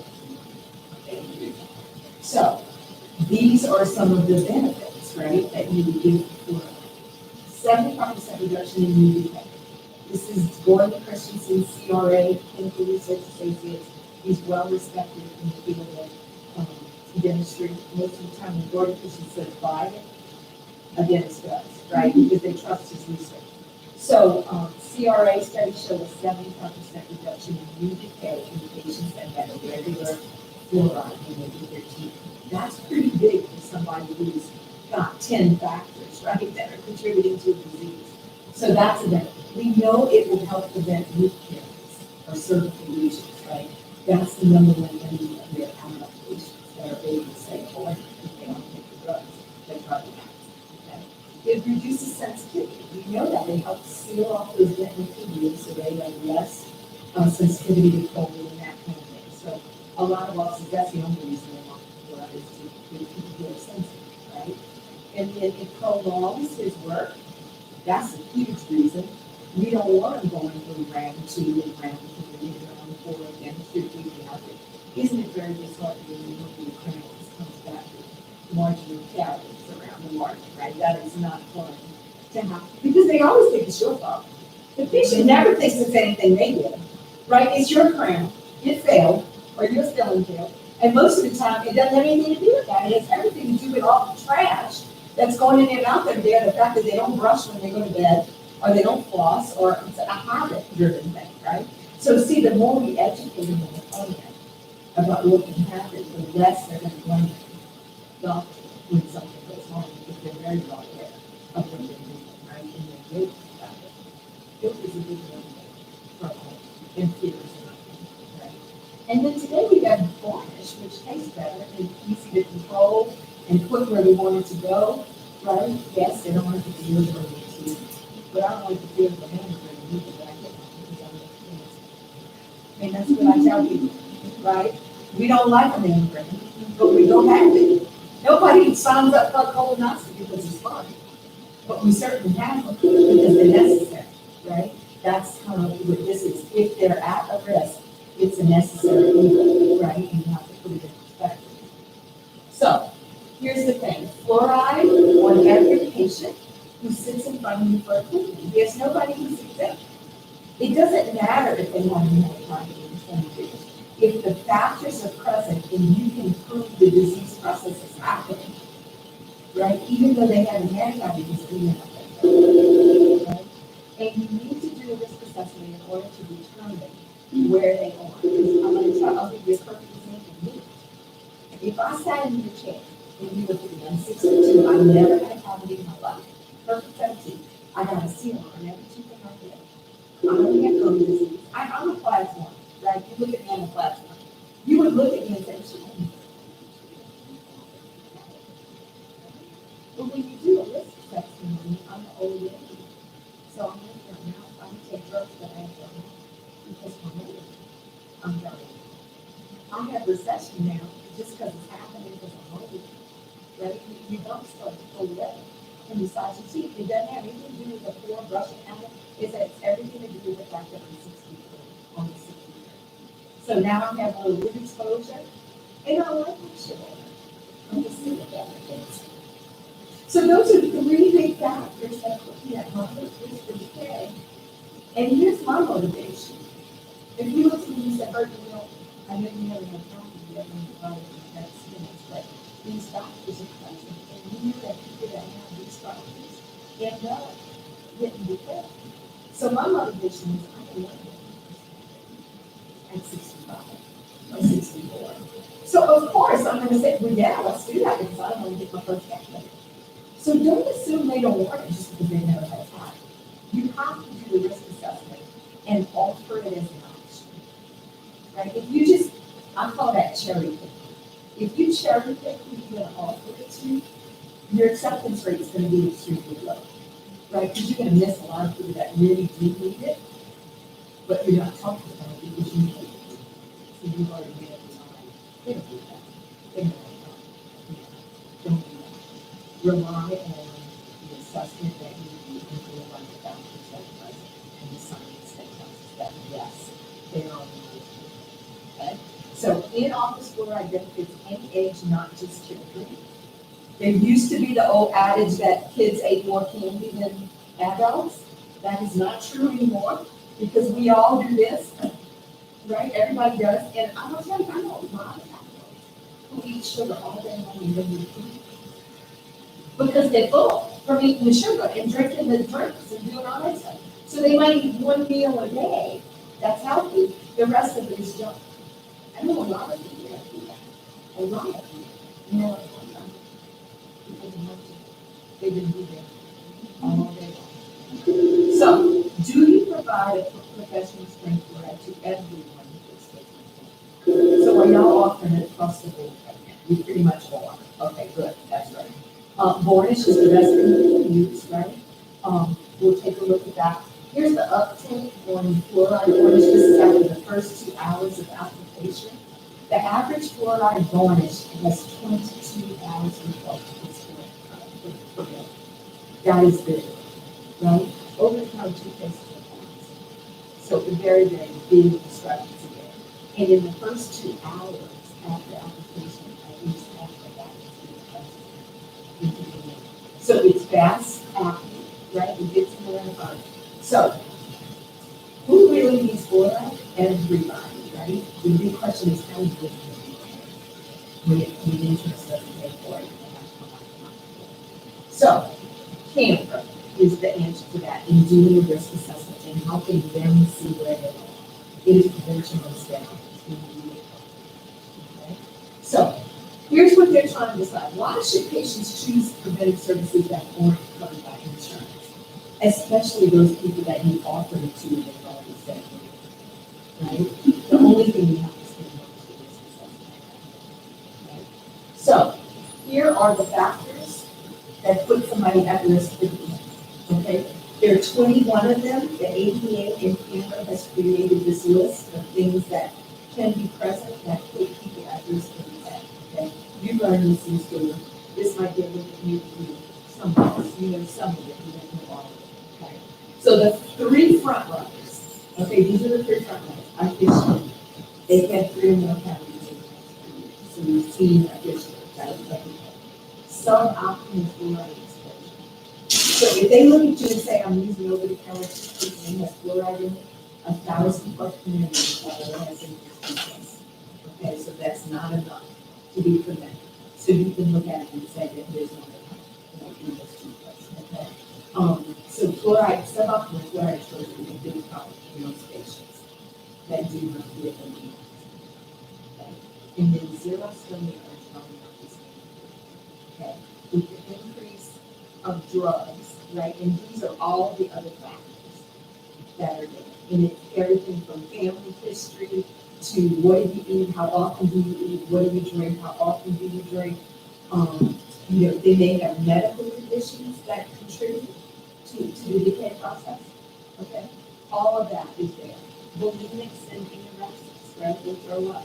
Acid is coming up on your teeth all the time. So that's a factor. Sjogren's syndrome is a dry mouth autoimmune disease that causes dry mouth. So if you look at the medical history, a lot of the factors are there, right, in the medical history. So you determine, and here is, and I'll send you this as well. Y'all probably had this at the beginning. This is the risk assessment document. And you use it as a chairside tool to help evaluate where that patient is.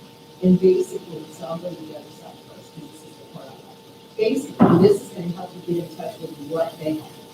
Right? So you're going to circle yes next to anything that applies to that patient. It takes about 90 seconds to do this, guys. It's not a long thing. I do a lot of it at the beginning, just from the medical history. Yes, they're on drugs. And then when I look in their mouth, I can see a lot of the factors. Do they have possession? I can see that, right? Do they have a history of decay? If they have MODs and they're really effective, we have a history of decay, right? Now, how recently that happened might be effective, so you need to talk to them. But the biggest factors you're going to see are the drugs that they take, their habits, how well they clean, do they floss, do they brush at night, those kinds of things, and then the diet, if it's addiction, right? And then what is physically like exposure to substances and things like that. So this will help you get in touch with that. At the bottom, you would circle anything preventatively they're already doing. So if they're using like Prevagen or Floridex or some type of, prescription strength fluoride rings, okay, be careful of over-the-counter stuff. That there's not much fluoride in that.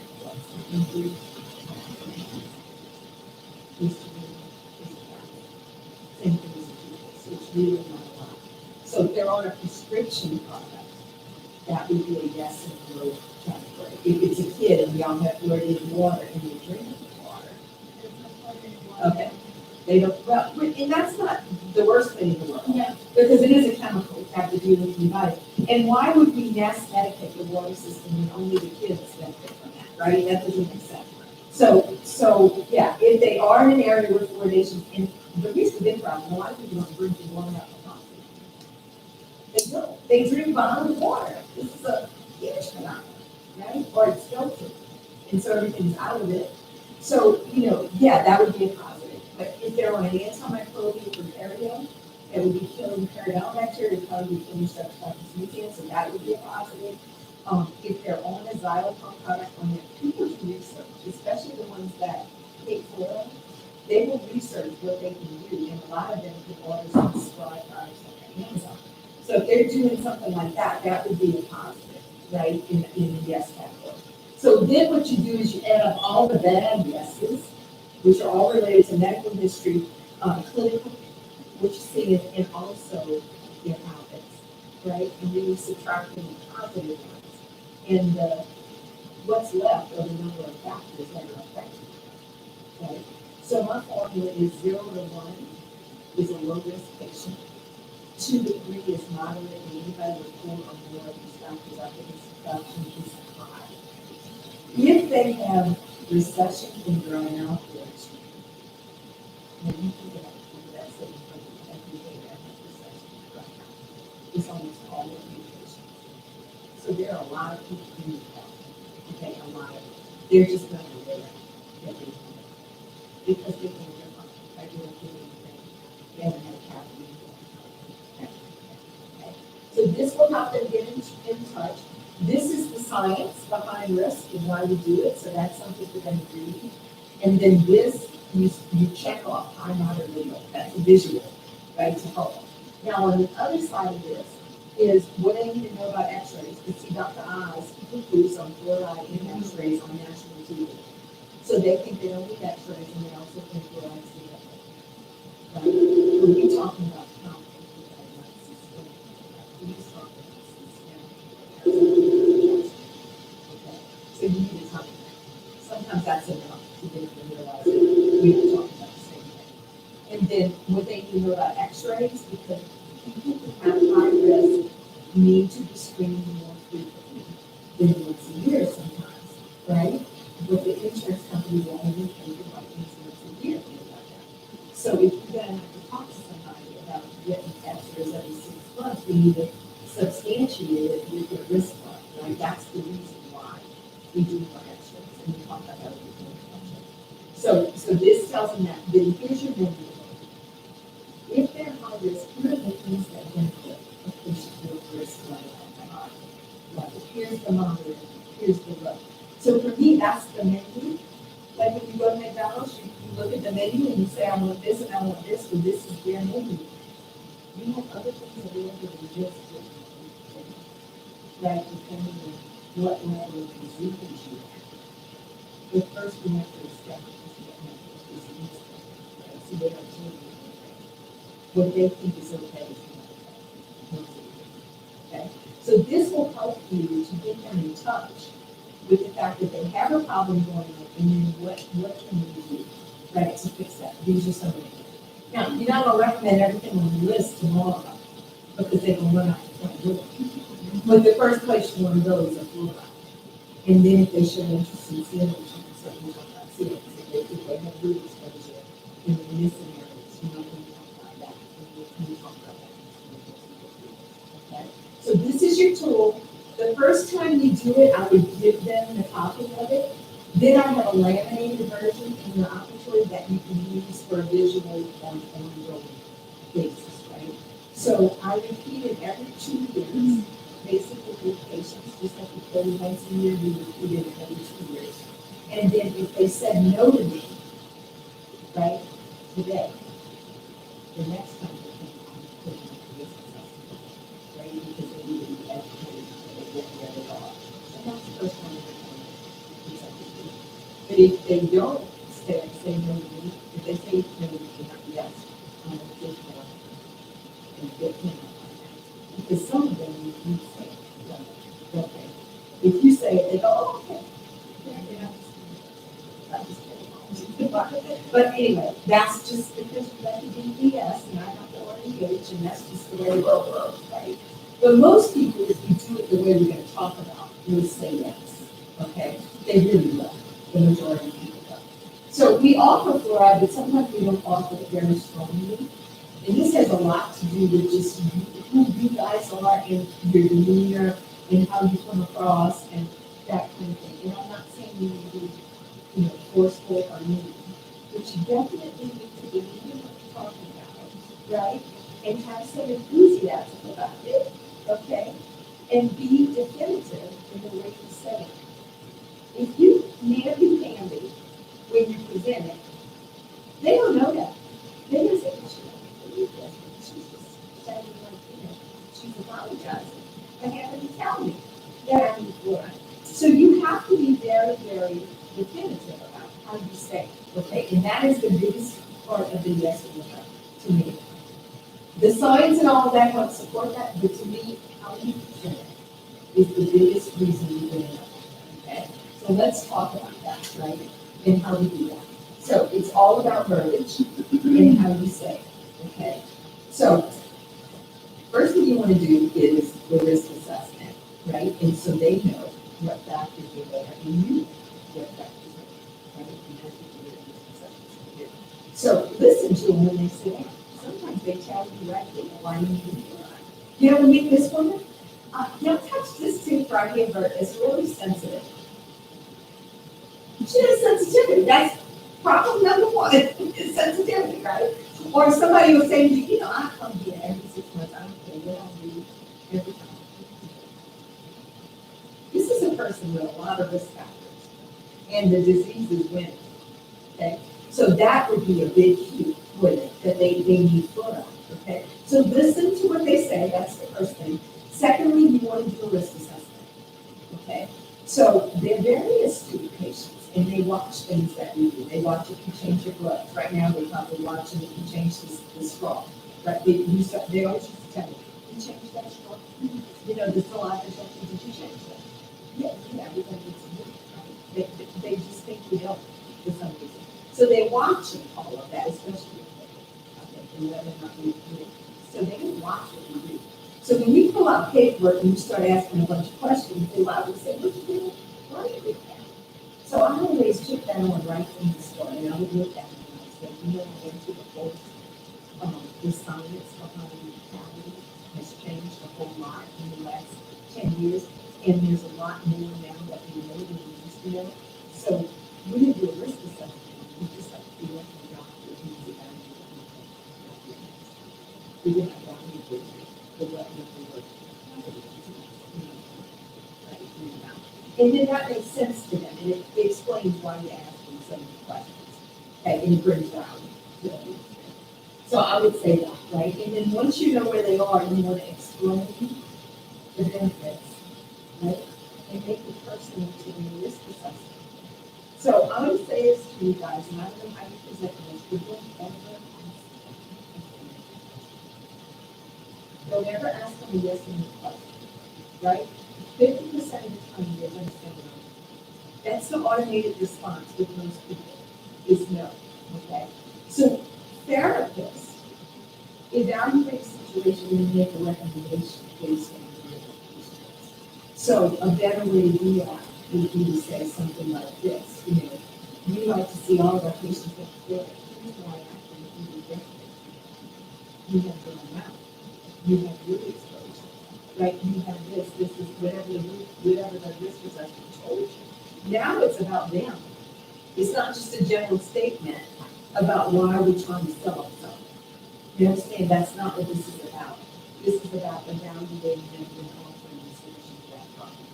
And the problem is risk, right? And the disease that we carry that problem. So if you establish that level, a lot of my patients will look at me and go, okay, what do I need to do first? Right? That's where I want them asking me what the solution is. Then that's after that, right? I don't have to ask. Now, the way I used to say this was, and this is the other thing, I never said it until I was like, polishing your book. Because the whole time I was putting it, I was talking about the benefits, there's a word, why this particular problem is so bad, this is the consequence, right? If you don't do something, this can happen, right? That's what you need to talk about. Most hygienists are chit-chatting about money and things. Did you watch Bert? you know, whatever we're talking about, right? Or be watching, what's his name? Sam, because he's so hot, right? That's the kind of stuff we're talking about when you really ought to be educated, right, at the chair.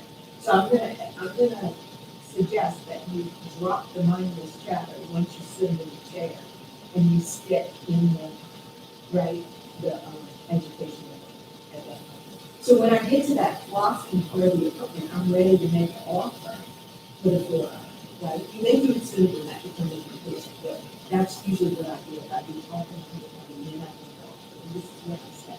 This is exactly what I said. From doing it wrong and figuring out the right way, they got me 90% safe. This is what I said, these strengths, based on what I'm seeing in the medical history, what we found out in the risk assessment today, and what I'm seeing in the now, I'm gonna recommend a professional. That's what I said. See, they can't say yes, right? I'm making a recommendation based on medical. Here's the reality. People do not care to fix their problem. So we gotta give them the only the disease level they're at before they're gonna say yes, depending on something to fix it, right? I gotta look in the mirror and see the wrinkles before I'm going to go buy a hyaluronic acid that costs $50 an ounce to stop the wrinkles, right? That's the reality, right, of what's going on. So until they see it and they own it, it's gonna become about the insurance in the money. And our job is to make the money go away, and you're gonna see that if they don't do this, then they're gonna face it. Okay, does that make sense? So I want you to get the question out of your presentation. You can say it the way I say it, I'm prepared to use my words, but most people feel more comfortable developing their own way to say it, because then it's you, it has more of you in it. But that's what I come up with, right, after doing it wrong. For a lot of times, when people tell me no, I started figuring out how to do it right. And then my acceptance level shot up to 95%, right, or 90%. And it's from reading that. Okay, so based on where you are, you feel good. That's what an expert does. And that's what they come to, is our expert advice of what you bring out. We gotta be. As far as like, insurance doesn't cover it. Okay. I always tell them Yes. that $29. Yes, so this is the next thing out of my mouth. So I make the offer, good question, I like the way you think, you're on the right road. So the very next Bert, what we're gonna do, maybe one-on-one, keep talking, and then, because our food's here. Oh, we'll break 5 minutes and we'll go get a plate and y'all come back. Yeah, that's what I'm saying, if you want to do that. Go ahead and get the food and we'll do that and we'll just. I know we're short on time. We pick probably, yeah, probably. Yeah, I know, 5 minutes is good. Everybody go get that food. What we got to eat? We got the same thing. Yeah. That's good. A slice of it. I'll eat it. Slice of it. You're gonna like that plate. You're gonna love it. Afterwards with my girlfriends. You're gonna love it. Yeah. I don't know what to eat. Well, you told me what to eat. You told me what to eat. Cauliflower. The cauliflower Right. is good, the crab cakes are good. Oh, I love. I've never missed it. The oysters are good, What kind of oysters? Raw? the charbroil, Oh, charbroil. I love charbroil. the, That's a good low the carb. drinks are good. If you don't dip the bread in the juice. The right? drinks are good. And, Okay.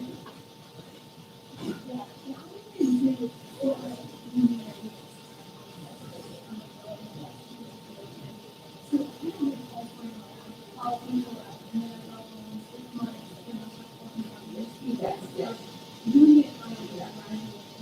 Yes, that's it. But I'll tell you about the small.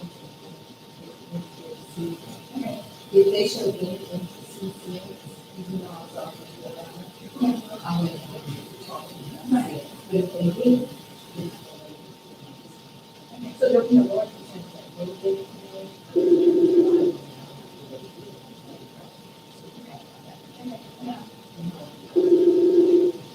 Oh, yeah, I remember.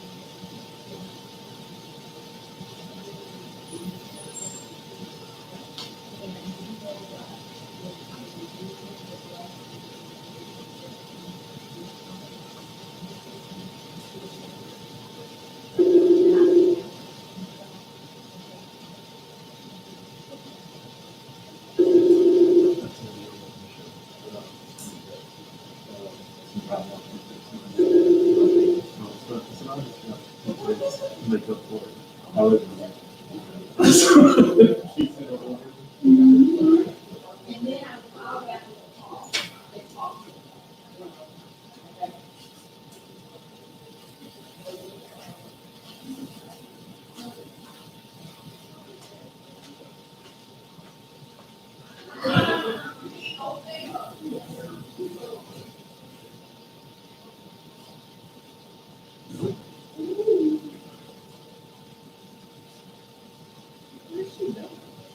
Sitting outside, you don't breathe. Anybody's talking, huh? Um, That might be good.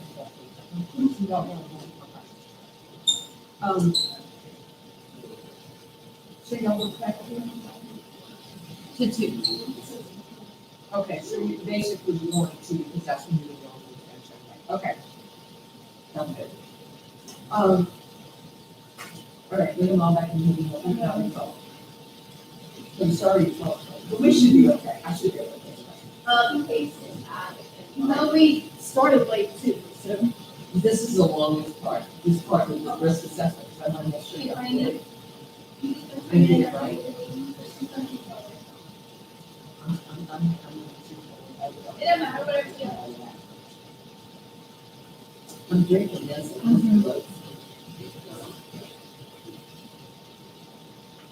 Yeah, he doesn't have any combinations, so I'll leave it.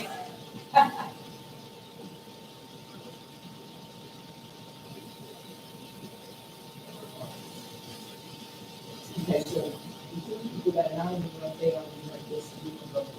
Right. So after I make the recommendation, the very next thing I say is good news and bad news. Okay? The bad news, let's do the bad news first, I don't like the news side. The bad news is this is not an area insurance will help with very well. Now, front desk. Change your verbiage. Okay. If you talk about what it pays for, right? That's different than when you say, this is what it's paying. Because it is a help. And we really talk to patients about the insurance. We make it sound like it's what pays for it. And you can only do what's. That, it's exactly right. And that is not what it is, right? It's a benefit, it is a help. So if we say, bad news is, this is not an area that helps with for adults, but it's only, what are y'all charging? 29. It's only $29, right? It's like changing the oil in the car.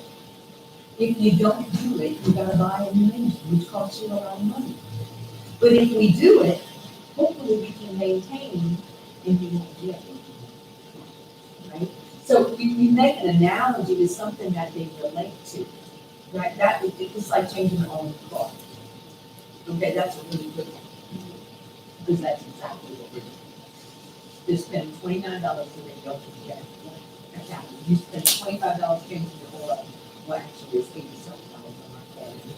But we do that so that the engine runs smooth and we don't break down on the highway, right? So we doing this so that you don't break down in a restaurant one day and your tooth is in your foot. Because that's what happens when you pay in, right? So, based on where you are, here's what we're recommending, okay? Good news, bad news. Bad news is insurance doesn't help with this for a lot of adult patients. Now, many of them do that. It's becoming more and more prevalent each day, right? So yeah, if they got coverage, hey, great, right? If not, it's only $29 in this late term. Okay, or if I was the patient, you might say something and be like, well, Bert, I need to see you first cavity in the 60s. And all the data is telling me you right on the road to that happening. And I don't even want that, and I don't want that for you. So before I make so that's how you do it. And then if you do it like that, it's so personalized to them and their specific issues that are going on. Now, their issues are just like the patient before and the patient after. Really? They are. But if you keep it personal, it'll feel like it's fair. Just for them, right? And that's what we want. Okay? So it's all in how you say it. It is, and it's all in presenting, what the possibilities are that can happen if they don't. And that's what this is about, right? It gives us all the information to really get a good evaluation. Okay? So, now, there are patients you're gonna have to put it in perspective for. Okay? They spending their money on something already, like getting their nails done, hello on that person, getting their hair done, I'm spending money on colors. I'm one of these women, I call her Miss Beach. She comes in the office pressed and perfect. This part of her face not moving anymore because she's getting real colors. Her hair's all colored. She's beautiful. She got, Chanel all over, Prada on her feet, right? Versace on her arms. So she's all about name brands and that kind of thing. Now, what does that say to you about that person? She cares about how she looks. It's all about this outside, right? Now, are these teeth a big part of this whole thing she's got going on? Absolutely, right? So if her front teeth start getting cavities in them, and now she's got to drill holes in her front teeth, she's going to have to corner her. I'm gonna tell you, I would have a corner down if that happened to me. I have corner for my nail braces, and I'm going from that to one of the small big heads, right? Because I'm not perfect. So I relate totally to that. So her motivation is she don't want to look bad. Okay, so here's how I would talk to somebody like that if she told me that. Okay, now what, this would be heavy. That's what they think. I don't think, maybe that's a no. Okay, it's a no for today.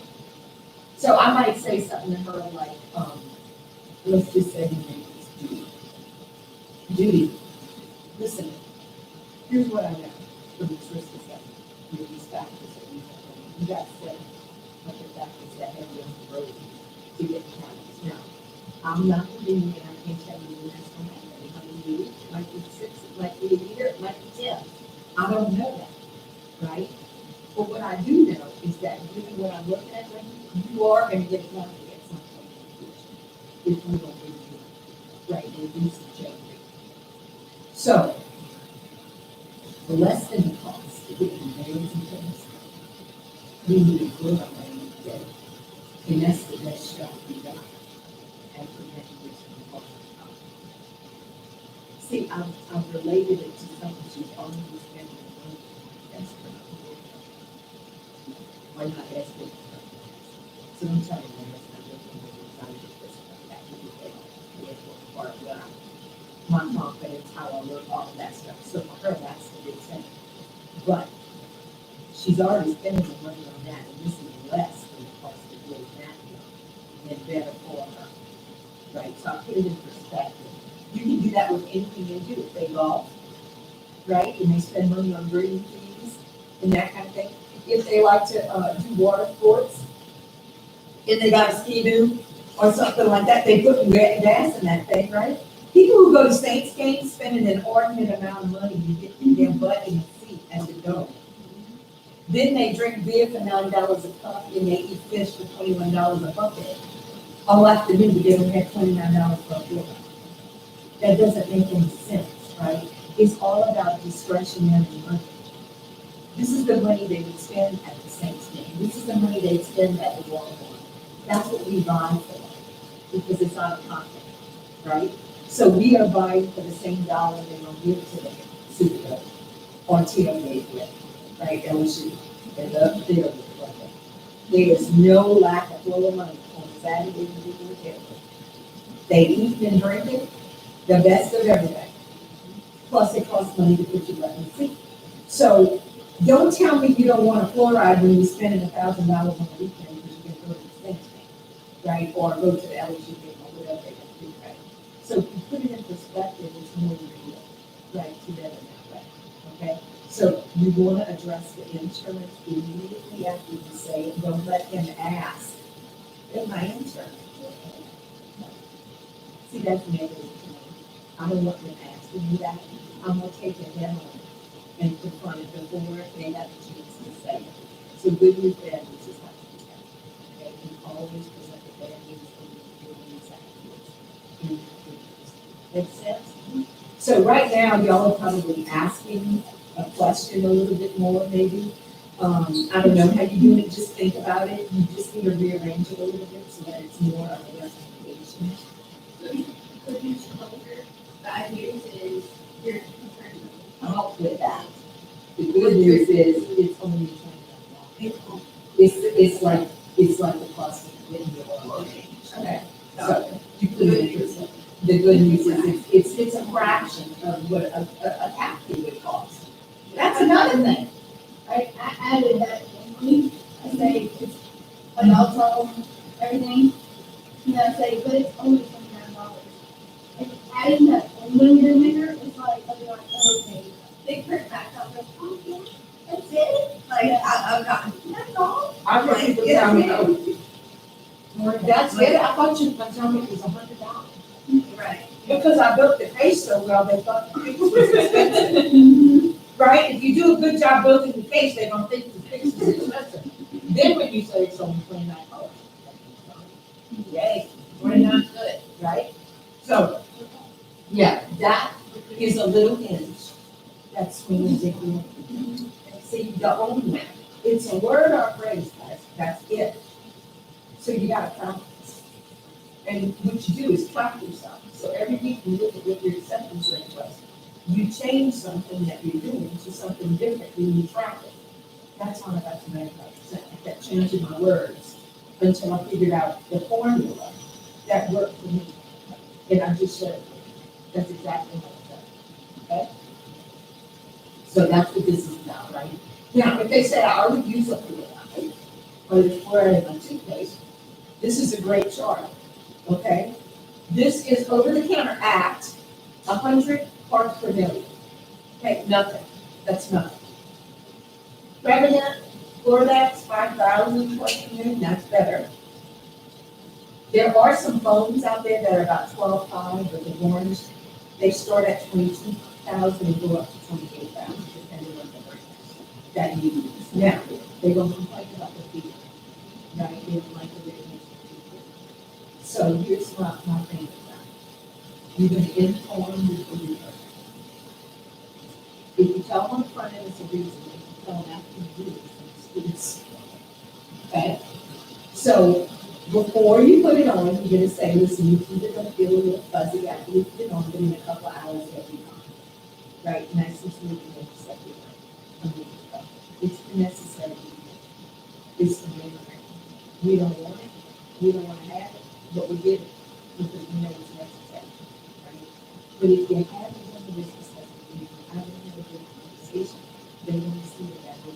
So, when they say, okay, it becomes about the money. They think you're selling something, and that's not what this is about. The money is just the back end benefit. The bigger benefit is they're gonna spend a whole lot less money in the long run because they put in $29 up front. Make sense? Okay. So this will help too. I'll send all of this to you, okay? So that you can have this and then you can put it on your screens and then you'll see that. And then we want to talk about topical versus systemic, because they go listen to Dr. Oz, and he was talking about the kind that's in the water, right? This is something we can't on, they're not drinking it, it's not going in their stomach, it's on topical on the inhaler. I used to say it's absorbing from a hard tissue. Right? It's not going into the bloodstream. It's not going into the stomach. It's different. I'm not talking about sending that Dr. Oz was talking about. Sometimes that just puts that whole conversation to rest. But you are going to meet people that are going to say, right, Florida is poison, I'm just not going to do it here. So you have to have an alternative to that, and we'll talk about that in just a second. Okay? Now, there are codes now related to this. So the ADA and the insurance companies have come up with 3 codes related to risk. This is that. DO 601 is low, DO 602 is moderate, and DO 603 is high.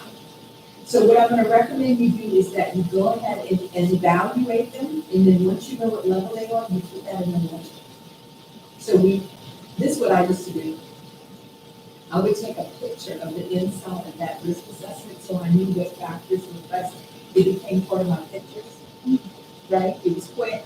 I didn't have to scan, which was, because you know what scans do, right? They go up to the front desk and sit in a car. it takes forever. Nobody ever has time to scan, right? That's just an after thing. So if you do it right there, now you get a record, okay? And then I would put what level they are with the 0 fee. Don't send it to the insurance company, just as internal right now, okay? But I will tell you that I think as we get into this more and it becomes more prevalent, you're going to have insurance companies asking utilities to substantiate the vendor services that they provide. I can see what's in the right way to pay for it. A lot of them are already doing it because they realize that if they do those, they put less in the storage side. Thank you, Jesus. It took 4 years for them to get there, but it's happening, okay? So go ahead and document where they were today. That also gives you the date you did the last risk assessment, and then you repeat it every 2 weeks. Okay? So it's a record, right? And if the insurance company ever comes back and says, why did you so many things? You can take that stuff out and write a letter and say, listen, here's where it was lovely. All of these pets were there, they were just small, and we decided to do this. But you never shut that down. Okay, so put the code in. Now, on the restorative side, we recommend the warranty on crowns, that's around fluoride, we don't do that? Yeah, okay, so that's what you would use with recovery too. Now, COVID right now, because of the circumstances, you really can't hold anybody to anything, because certain people are gonna be scared to come, just because of the disease and the fact that the cases are up, so you really can't press them to the wall. But in a normal world, this would be a retention strategy, right? This would be the reason they need to keep their recall, is that you don't want to go the warranty administered. Okay? So when you put a warranty in place, or you put a retention strategy in place, it's only as good as the front desk uses it. Because the reason we put them in place is so you have something to say when they want to cancel their appointment. So Ms. Jones, I see you have your crown and you have a warranty on it. I was showing you to see you buy that warranty because you get no fee. If you don't say that, then we just give them away a free crown. Okay. Because they have fluoride, right? That's not good. So the warranty should read, you get your crown replaced at no charge. You have one here. As long as they stay current on recall and they have a fluoride warranty. Let's look at what you have to make sure it says the right thing, because it needs to say the right thing. Then, we put that in place, and we deliver to client. You guys do it, okay? Yeah. 5 years, right? How is going to do repair, replace, or crown? We should perform a registered presentation for gratification, stay current on 6 months, and it's for actually every item. And so if they're on 3 months, that means every 20 days. So according to what the high goes protocol. Yes, right? So yes, they would get this, right? Then in the computer, gender, behind their last name would be a symbol that represented this. Okay, do we know that? I don't know, the asterisk is for right and for life, that's one of the retention strategies. We have one of them. Didn't it for lunch? Okay, so here's the thing, so let's say the warranty of the crown was a plus and a Okay. okay? It won't screw the alphabet here and there, but when they call, you see that plus symbol, and you know immediately you're not right. You don't have to go digging in very far in that. You don't have to go look to see if this is in their chart. Ain't nobody that's on that, that's anything. So when you see the plus symbol, you know. On the lot, they got a crown, that's what I'm gonna talk about. But are they implemented? You know, You I've can only seen start. like 3 of these, so. No, because we- Start going forward. We've been No. doing it for, No, but that's what I'm saying, I don't know. You don't know, yeah. you've probably been doing it since I was here last. Yeah, right, yeah, right. So, and this is great, they need this, okay? Here's the thing, guys, if you got a warranty on your car, that you have to change the oil every 3,000 miles, or they will not fix it if it breaks, that's the first thing you got to prove when you go in, if you broke your car, that you changed that oil, right? So, this is the proof, right, that they were told that they had to come regularly, right? And they had to have fluoride in it. y'all get the fluoride. And many patients would say to me, "Now, don't forget my fluoride." Because I'm not that. Right? Yeah, that's easy. Now, for those people. Right, yes. Okay, so yes, this is good. Put the symbol. So like sealants have a warranty as well. So the sealants are as long as for 3 years, we used to warranty them for 36 months because that's when insurance will pay for them. Just like the crown is 5 years. As long as they stay current on the recall, we'll replace them at no charge and they come fit because they come off. Okay. And the symbol for that may be the app symbol.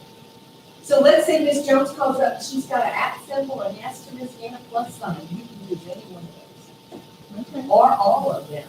Remind me what the app is. The asterisk is whitening for life, the bleaching program, okay? They get free bleaching, they stay current, okay? So if you have a symbol behind the name, visually, you will see what retention strategies are in place with that person, then you close the circle at the front, okay? It works like a charm if you follow the steps, okay? But if you just tell them the warranty in the crown and then you don't use that to stop the cancellations, then we really haven't done anything but said it's a lead contract. Right, and they're not living up to their end. So hold their fingers to the fire, right? Hold their fingers to the fire. You don't do it anyway, but you gotta say, well, you know, the warranty companies have no problem telling you they're not fixing the car if you haven't changed the oil. My husband got so mad one time, but I'm not gonna do that to him. I said, give it to him. What you do? Right, you screwed me $792 before I could go to warranty. So, that's the closing of the circle. So you didn't get that part of it, which this is why we're doing this today. There's a lot of parts that you don't get just watching those little films, because I would talk about this every time. I train, right? Just in an issue. Okay? So that's the restorative role. You guys, he would say when he delivers the crown, now I'm going to have Desiree apply fluoride to your brain the crown. This will help protect this new investment. And every time you come to the your brain fluoride.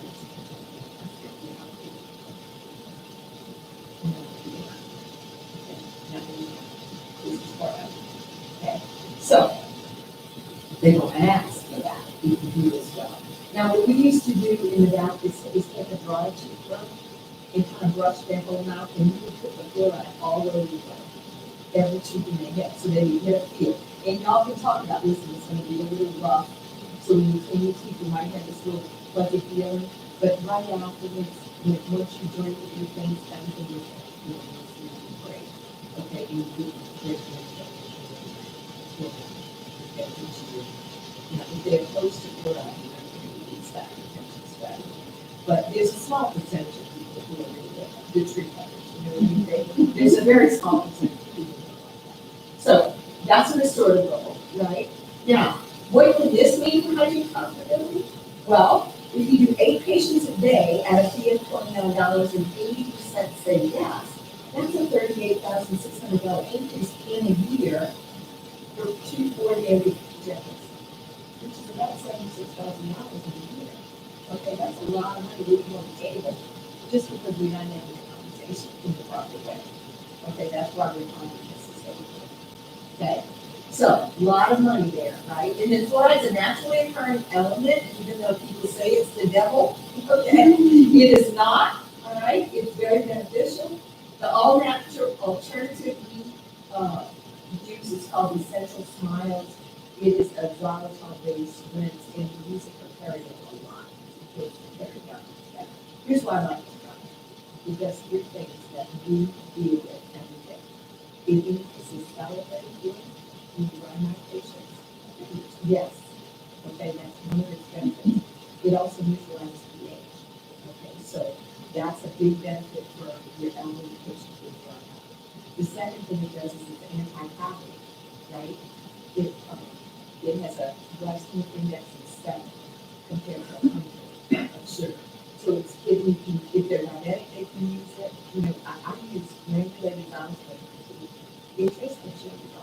It's really good. I mean, there are a few calories in it, but compared to sugar, it's real low, and diabetics can use it. So it's a really good sugar alternative, and it's 100% it's not, chemical, like nutrient, food, and all that stuff, okay? So, and this rinse will kill the area of young bacteria. It has 4 oils and essential oils that kill the bacteria. So we use it as a daily rinse for area patients. So if you use that instead of chlorhexidine, Chlorhexidine, we can't use it. It will create a nightmare if you use chlorhexidine every day. I'm never going to use chlorhexidine every day. That, because of the stain and the calculus that the formation that happens. But the bigger reason is that chlorhexidine is not the gold standard. Use it at your nutrient as become resistant. So if you got on it every day and it's not killing you that you're nucleating and it's really not doing the job, that's one of the worst bugs that we deal with, right? So it is not the gold standard anymore, and it's highly chemical. So this is not, it's oil based, right? So it's organic, and a lot of people are very aware of this. So that's a big plus, we describe. So I love it because it kills all 3 birds with one stone, right? Doesn't matter what their problem is, you gotta learn to control it. Such as and especially with, I get patients come really fast. Because you know what they do, they start to run drugs and stuff like that, or using vials. So if you got perio, you got cavity, and you got dry mouth, you gotta put them on biotin, you gotta put them on home fluoride, and you gotta use something else with another one. Then how comes wrong? The average patient is not gonna be compliant, but with one thing. So this is the one thing that takes me apart. That's why I like it. Okay? So y'all might want to look at that. And there it is. That's the link. If you want to take a I have some. you know, You have We have it. Yeah, okay. Yeah, $30. Yeah, 29 is what I used to sell it for, right? I've been using it, I like it a lot. I love it. I I use know, I like it it a lot. every day, right? It's really good. They are developing a toothpaste. I like the taste too. Yeah, it tastes so much better than chicken rice on it, which is what I used to use to do the essential oil base, so that tastes like licorice. And people hated it. This is more peppermint, eucalyptus, and it's very fresh. So, what areas do you need it improved? Y'all are doing some fluoride, but I think risk assessment and doing that in a written form is a huge benefit. Changing your verbiage, right, is what you need to do. So if you have to write an action plan, but we can want to put in place those some methods that I would put on the program, right, to change. And then what fluoride varnish you use, I don't know what you are using, some of the time, both, oh, they have a great cabinet. That's really good. And I really, no, so I like that. So the patient, I wanted to see story yesterday, but you got a patient, and then and he was like, ooh, I like that, it's better than mint. And then she gets patients that doesn't want to do it. I went to get just the mint because I had so many people were supposed to get their teeth cleaned and first and then mint turkey paste and then caramel on top of it. They're like, ooh.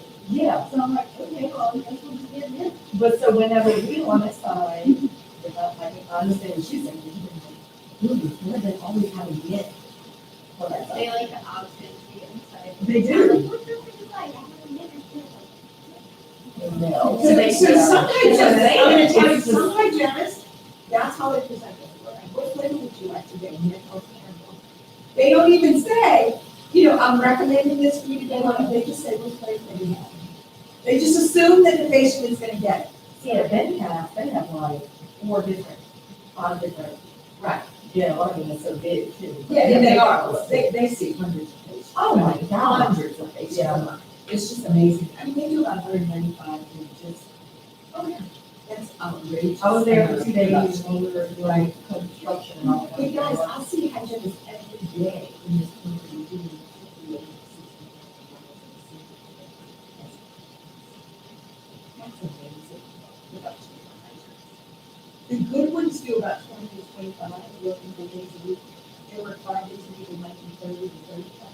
If you great ones that do this at a very high level in every category is being utilized, controlling the right? Which is really unheard of production for a hygienist, right? And then, when I come in, they do the 12. I'm working 4 days a week, right? So less than $1,000 a day, and then all of a sudden that doubles. which is incredible. And it's just because they changed their law. Right, and patients can say yes to that. I just finished a year-long program this night, and the day I talked to hygienists, and I asked them, what is the one thing you learned, right, that really changed your life as a hygienist? And this one girl, and I recorded it, thank God, I'm gonna take a slice of that, because it's just perfect. She said, when I started this, my biggest reservation was that patients. And she said, I've been lonely from the fact that these patients are saying yes. And it's still this 299 sealants out of a 4-day week treatment. She's talking about sealants to everybody, right? 99% of them. That's amazing. That's amazing. Only one person told me in the whole group. 1%, right? So it's amazing what can happen when this becomes, and that's the kind of stuff I would do, right? I did 20 in a day, series, 30 in a day. My biggest day was 31, and I did 45 minutes twice a day. That was my record. They beat my record, right? They beat my record, like $6,000 days of contact me something. So it's possible to really do great things, right? And my focus was, I never looked at the number because if I did that, it would focus on the right thing. I didn't want to focus on. What I wanted to focus on was taking care of it. But see, if you do that, it happens like that. But if you focus on the money, now you're strangling, right? Oh, I'm not there. Oh, it's an instrument. And, you know, all of that's going on. Now you're recommending for the wrong reason. I believe in the right thing.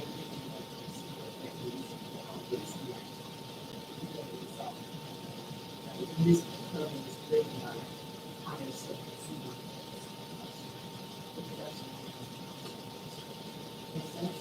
Okay. So that was a long explanation. Now we'll get through these other diamonds, okay? We'll be done in probably an hour. So who should have sealants? Here's the reality. ADA says 95% chance that an unprotected group will be a hazard at some point in the lifetime of that patient. Okay? So 95 is huge. And sometimes they don't happen until they're in their 70s. But we don't know, right? What's going to happen down the way. So what we got to do is what's right today for that patient. Okay? So you feel okay about seeing right? Because you are right with adults and seeing. Okay. I figured you were, but I just wanted to say that out loud because some dentists are not. And I need to ask that. They believe that sealants cause the because in the early years of sealants, they did not have fluoride. They were not as good as they are now, right? And a lot of them did fail. And so dentists had like bad taste in their mouth about sealants because they found their head under the sealant. But I'm 62, these sealants, that's what I did in 1979 in Washington State. I had replaced 3 in 40 years. Yeah. So guys, I'm a walking commercial for good sealants. If they're done properly, they last a long, long time and they protect your teeth. I'm cabin free at 62 and a half years old. So yeah, I believe in sealants and I will tell everybody from now till the cows come home that they already have sealants on their teeth if they have rest, right? Because it's a good preventive measure.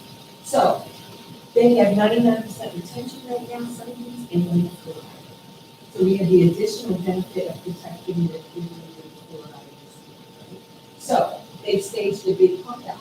Gordon Christensen, this is Gordon Christensen, just did a podcast in February, right before Corona broke, with Wendy, right, that he had on his CRA website about the benefit of sealants. So he is a big believer in sealant. Right? You seal it or get in there and open it if you think there's decay. Right? All right, so ADA says this, application of sealants is easy to do. It causes no discomfort for the patient. Because of this, it makes sense for both children and adults. Who told you sealants only go in the street? Yeah, insurance presentation, right?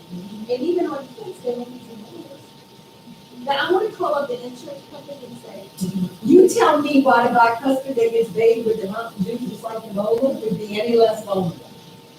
It's going to be equally as vulnerable to the decay. So we need to seal them all, not just your molars, right, in the back. So recommend this, right, in combination with fluoride, the routine and aggressive use of sealers can eradicate the condition in children, adolescents, and adults. ADA always said that. The insurance company changed the rules and now it became the norm, right, for everybody. They always said that. So here's the thing. People are afraid of sealing over decay because sometimes you can't see what's underneath that groove, right? Now, if you got a bag or a spectra or something like that, you can get a reading, which will help give us more information, right, about what's going on with you. The idea is to get in as soon as we suspect, right, anything's going on, to fill it. And before that, right? So every tube should either have a seal or a filling. If your standard is, we want to protect these foods that have this stuff. Right? The patient should be given a choice to prevent if they need to. Okay? So, on grooves that look suspicious, if you do a good seal, and that's fluoride in it, you actually choke and walk through food in that process anyway. The bacteria can't get in there. So, a lot of those grooves become sterile. Okay, and the ADA has a lot of research that supports this. Okay? So don't be afraid of it, right? The bacteria can't get down in there, so the glue becomes sterile and it cannot progress. So you can choke it off, even if it's in its early stages. So you'll see a lot of these glues, and you did one thing with the brown yeah, that says that it's okay. So my boss was a little bit sticky about that at the beginning, so we would have a hand piece and a burr in every opportunity. That way, if they wanted to pick up a burr, it was there. Okay. The biggest time they probably what you should tell them if you're doing zero is not having the time it takes to go dig up the edge and find the seal and get the burr and get the hand piece and get everything you need, you could have done the seal. So have what you need in there. That's huge, right? You have to so individuals 40 years and older, most of them have dry mouth because they're on a drug. So the biggest problem with dry mouth is decay because they're 10 times more likely to have drug. There's 10 times the amount of bacteria.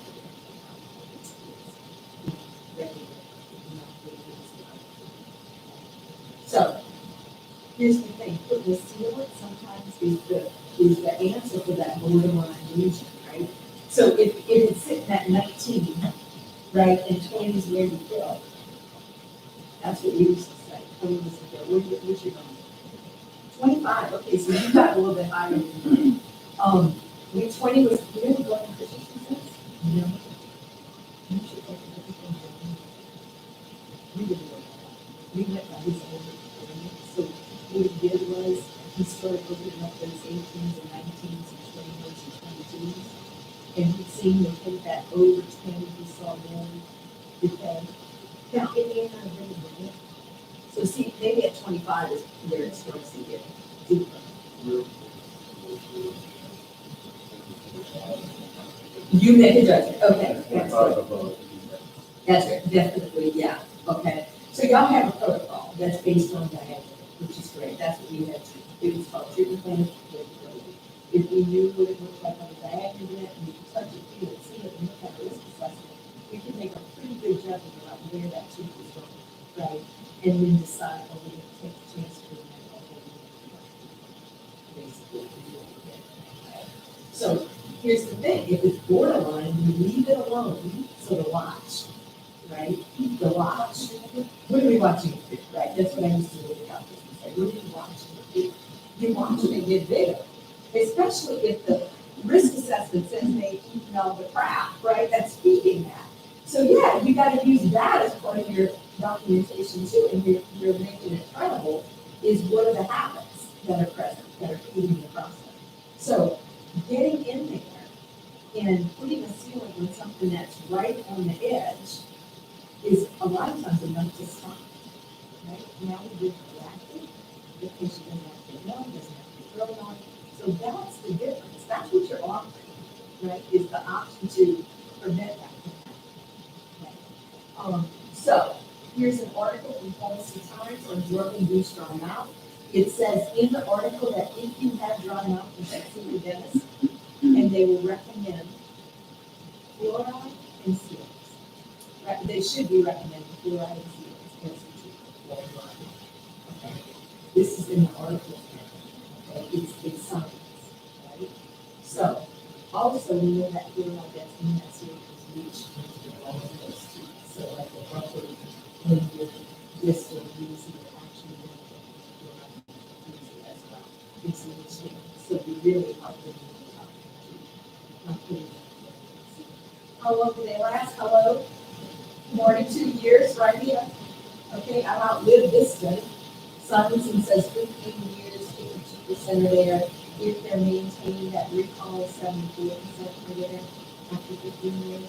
I'm 41 years. They want to change 3, so that's probably about 75%, right, that remain in my treatment, okay? And in a military study, they started putting seals and they saw the occlusal mountains drop drastically, right? That's what we're after, is that occlusal pit, so it never develops into it. So here's the thing, research shows that seal application, right, is advisable for adults with high caries risk. But this is an underutilized strategy in those practices. There's still all kinds of practices out there that we can do. Some of them don't even do it because the doctors just have to get it. So they just leave these grooves exposed and then turn it your way. I'd much rather be shot at keeping it from, turning into that. Okay, and the average person does too. So this right here, right, depending on whether that active is demonstrated in my practice, it looks funky. And if the risk was there, you probably would have opened it, even if it was in there. I mean, in the nail only. We felt like if we opened it and put in, right, some kind of composite in there, we'd have been shot and keeping that from getting in there. Now, some of them we opened a little bit and we said, no, this is not good. But yeah, this is what we're doing, right? So there's a 10-year study that says that putting a sealant over a cavity, you can seal it. Now, we know that. But there's research that supports that even that would stop. So you're not really risking a whole lot, and I think it's presented to the patient. If you make it sound like you're never going to get a cavity, if you can see from it, the first time they get a cavity, they're going to move it across. So you have to present it as this is the best shot you have at stopping this, right? Right now, if there are no guarantees. Right now in my office, if they got a cavity, we just took the $40 off. If it was within a year, and they got a cavity, in which we just deducted the $40 off of the cost of this filling. That way they really didn't lose any money by trying to see in the first year. Yeah, once you get past a year, you can't keep, right, kind of give them a benefit.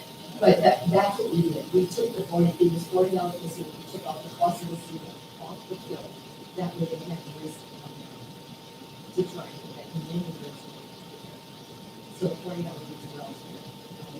well. So here's the thing. What do we do with teeth that look like this, right? We watch it a lot of times, what we do, right? And we leave it exposed. So putting the diamond in, like seeing what's there, and then going ahead and seeing over that. We do it properly.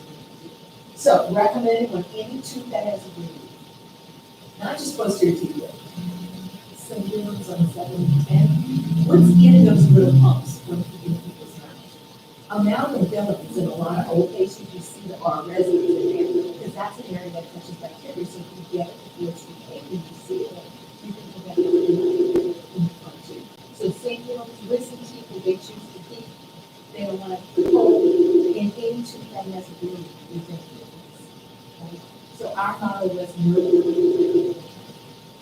He told us, this is not standard. The tooth either have no standard or your job is not to use the sequence. So come here. Just keep trying to figure out how to do it. So we did. And then don't focus only on the ones the insurance paid for, especially with kids. We offer the whole case, right, to the patient. And then photos is remembering two things. Okay, so you were telling me like, when did you talk about fluoride and ceiling for a patient without feeling like you're pushing? So here's what I did. I took 4 photos of every patient in that. Every recall, did that in every time before. New patients are different. You know, we don't mind any protocol photos, new patients, which is fine. But on the recall, these were my 4. On the right hand side, they have all the information they can see on the session that because of the see on the second October, so I picked the ugliest looking one that was in the mouth because I wanted them to go, ooh, when I put it up on the screen, right? And then 1 2 pounds control first. So it could be an unscheduled treatment that you recommended that they never done, or it could be something new that I'm finding out there. Okay? So every patient that goes for the first time on the screen. So when did you take photos? Okay, in the first 20 minutes of the break, we're going to talk about that. Okay, and we'll get to that. Oh, you don't? We have 1 in 4. Oh, that's. And it only works on Zoom.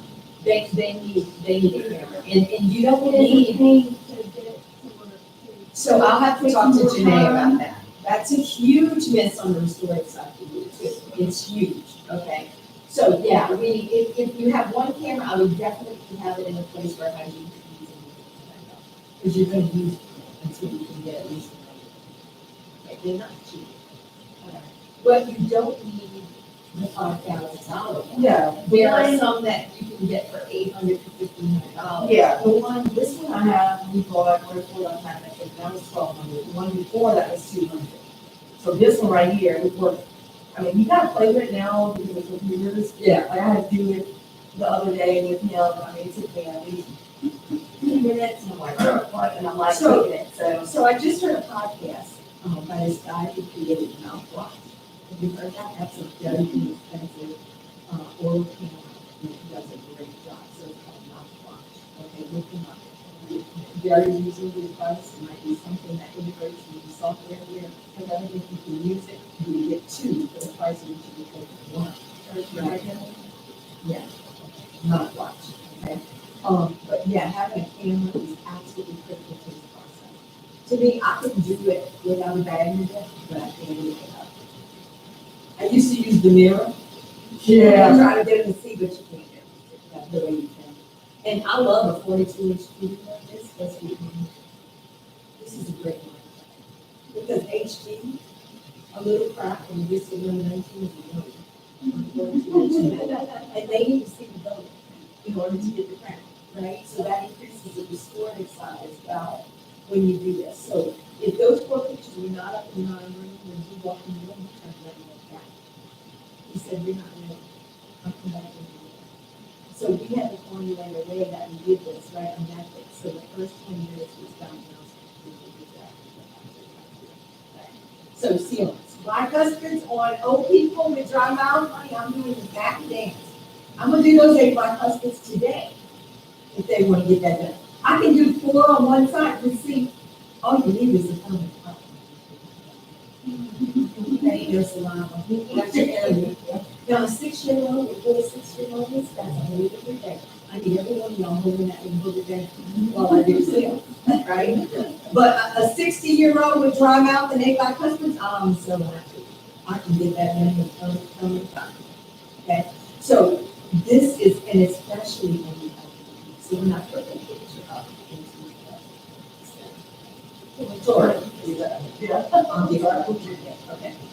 To answer your question, when I put that picture up, depending on how they reacted, that's let me know if I should move forward with the conversation. And if one of the risk factors was dry mouth, I was probably one of them that was going to see it. But one of the other, they're asking questions. And you can run with this. Like offer a good idea of root protections as a one food, so that you don't, because here's what they're going to do. If you tell them they need root protection, you go, I'm not going to use it. They need it all, right? They're extreme risk, they need it all. So the more you bundle and give them a break, the more likely you are for them to do it all. Okay? So if something would cost $149 regularly, I might do it for right? I think it was 129, I might move to 90. I usually, my general rule is $20. Right? So we're up to the 2,000 seal of the new thing and reduce that to an hour. Okay, well, it's gonna be great.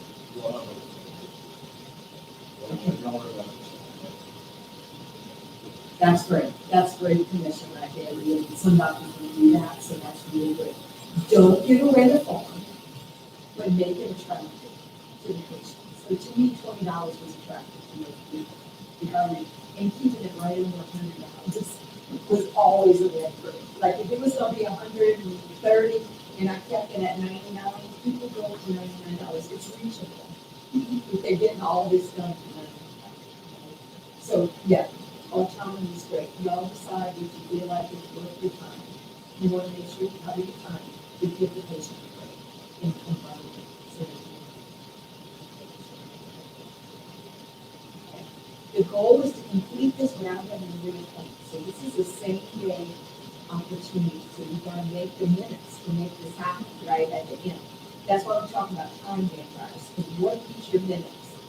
Probing is a big time vampire. You know, that's not bad here. Okay? Getting up to get what you need.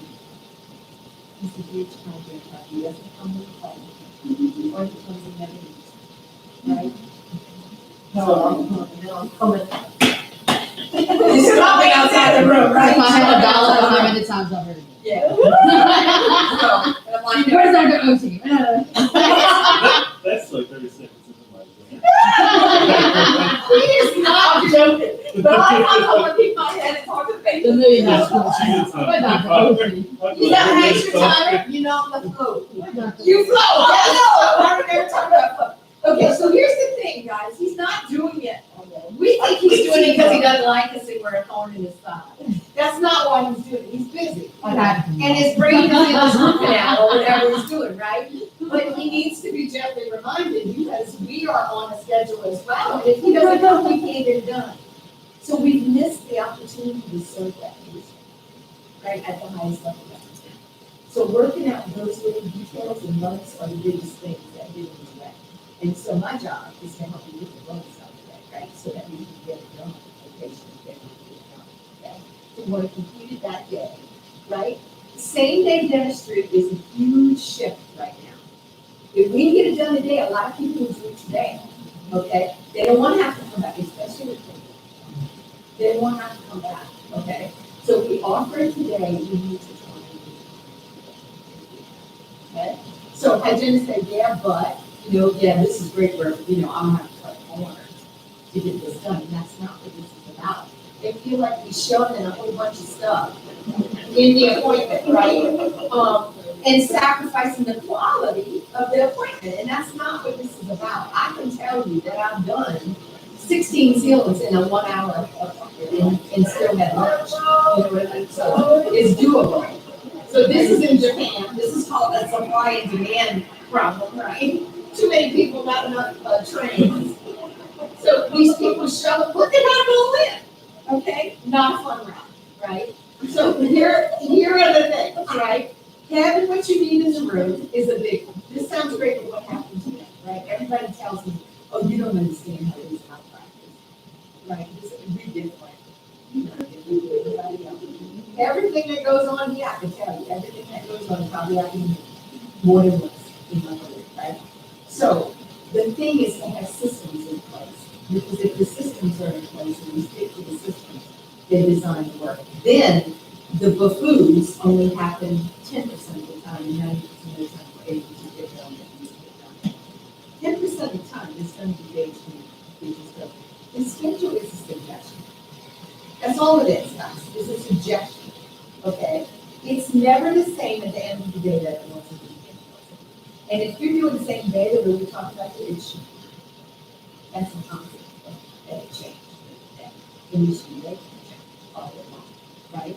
So seal and set up in every room, so you don't have to get up and get what you need. We all have what you need in that room.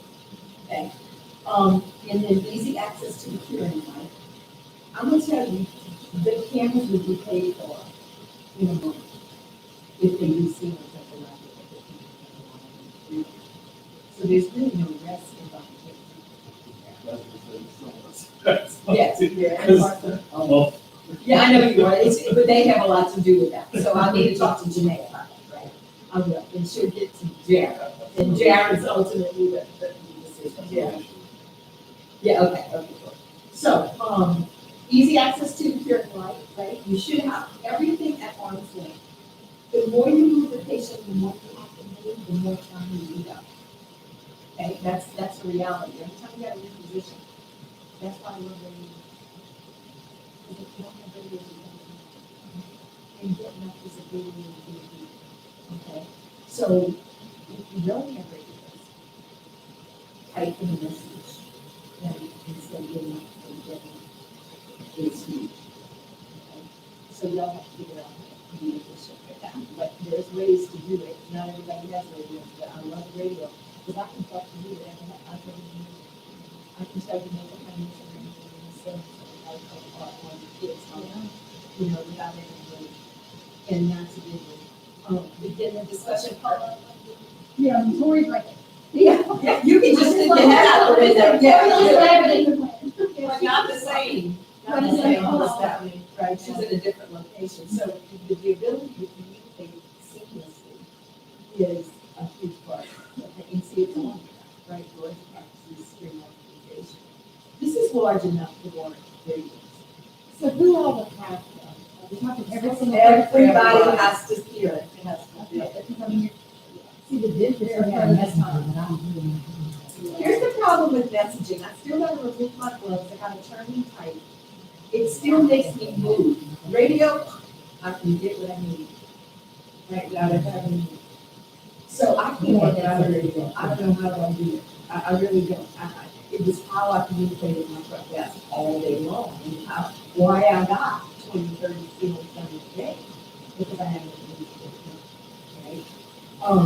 So have AT free screen with the diameter, so you screen every version of the diameter and the display. But we work with the systems. So you know, you have people that would be there and follow the case. You only have to pay for that, which you might do at some point.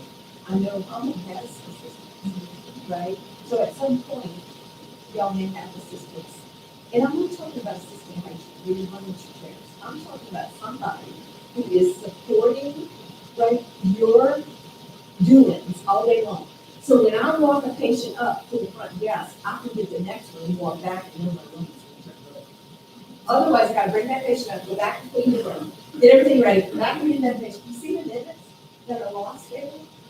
So when the system works really well, you can really remember the patient. You utilize the system. But I'm not talking about you. Okay. Yes, those holidays great. Okay, those holidays great. Yeah, and you're gonna have the system. I know they work really well. And that's a great way to counter the whole building the program. Right, I'd rather have too many people. I would rather be stretched than have to. It's like I'm bored. There's never enough time to do something productive, right? So you can't only call, you can try, but you're not always successful. And it makes today go by so slow, right? And you're busy, it goes by flash. Okay, so buying against step truck, this is social care, which is a $5,000 payment that has a carryover between poverty protection rate and its name. But economically, just having something like mouthwash is going to pay for itself. You know, some people have one of these where they can show the area and that kind of thing, with the other things. Okay? So Diane, that's a great tool bar. Christian said it 20-something years ago. We bought one. It sat in the drawer until we used it.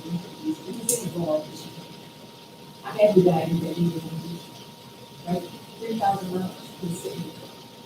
Then we took it out and we got $3 because he saw right away he was going to pay for something, just like the camera did, right?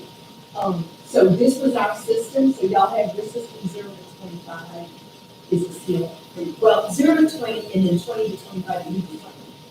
And then 25 and above is a good, right? So that was our protocol in my office. So having this and then everybody knowing what it is a big part of this. Makes you feel confident. Okay. And then you don't want people to feel pushed or oversold. So, yes, listen when you talk about sales, you don't have to be pushy about it. If it's research, it's hard. It's the fact. Yeah, so, you know, right now, we're talking about, seals. Seal is not the reason. You see on the first lecture, then do that, and then you don't do that, farm and sugar. You see that later. You know, what you're doing is development. They're interested in connecting the two. But, you know, even for the seal down, especially for the county, even if it costs people, a lot, okay, 40 hours, like I talked about, the same for taxes down the road, like we're doing now. So, you know, not something that does benefit, but with the tax, you want to off. Because that's the insurance costs. Here's So, a girl. you have to have an insurance, like, you have to get a deal on that. You know, so, there's nothing out for you. If that's what you. I love that line. If it were not too bad, I would place you in my chair. This is what I would say. I'm 53 years old.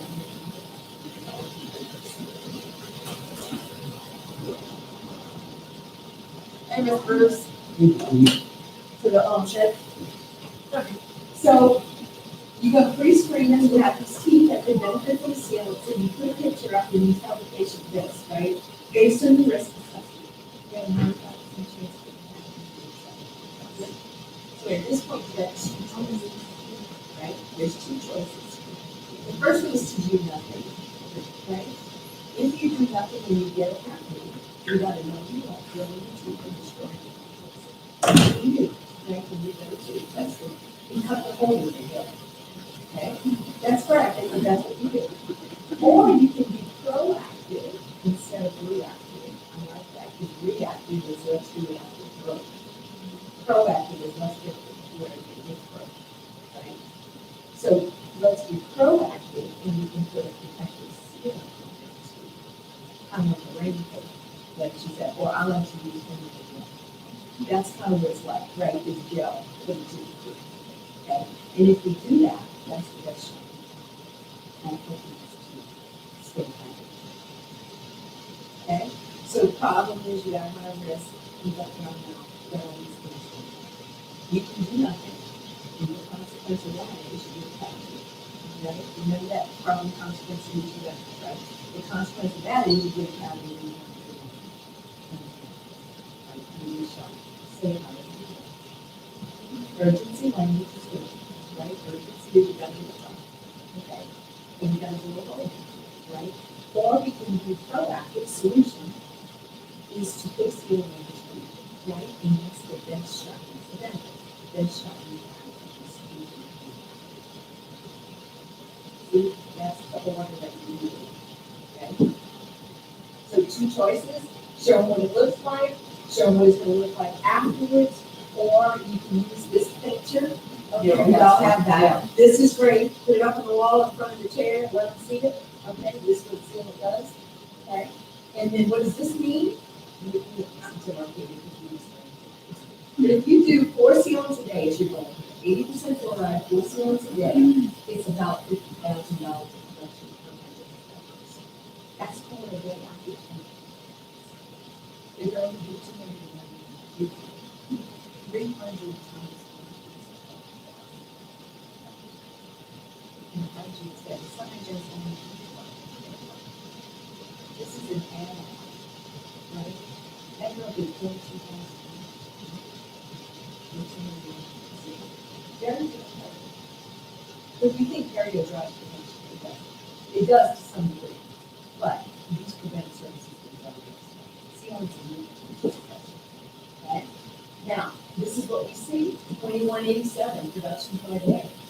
Right, today with PPOs, it's hard to get to $1,000 if you don't do it.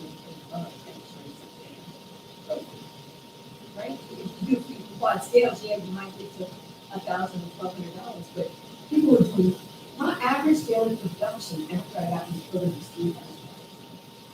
That was average. My great days were 4,000. My bad days were 2,000. Right? My goal was 50. I was getting that goal every day. And really, when we worked in the corner, I was just having better conversations with this. Okay? And that's what you're doing. We don't go through this. That's just production per patient. Now, if we're presenting, for kids, okay, so this is you, Jennifer, okay? So if you're presenting to a kid that is 12, and they have 4 second molars that are covered by insurance and 4 bicuspids that are not, and you bring mama up and you say, listen, he's got 8 ceilings to do 4 covered by insurance, and second molars are covered by insurance and bicuspids are not, what should I say? What's wrong with that? Let's do the ones like that, right? But if I brought her to the back and I showed her what was going on after school with every patient that's had, and this is what he's using from, and they would be all full of pink and neck.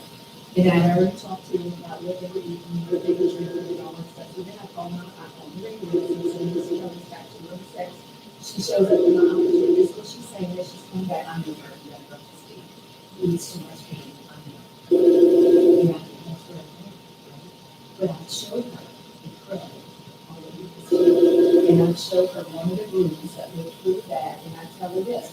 Now listen, I've run my cavity calculator, and he's got 18 that look like this. About 4 of them are about to be ones. They're right on the way we would go, okay? So here's what I'm worried about. He stays on the road, he's up on the next time, he's fucking.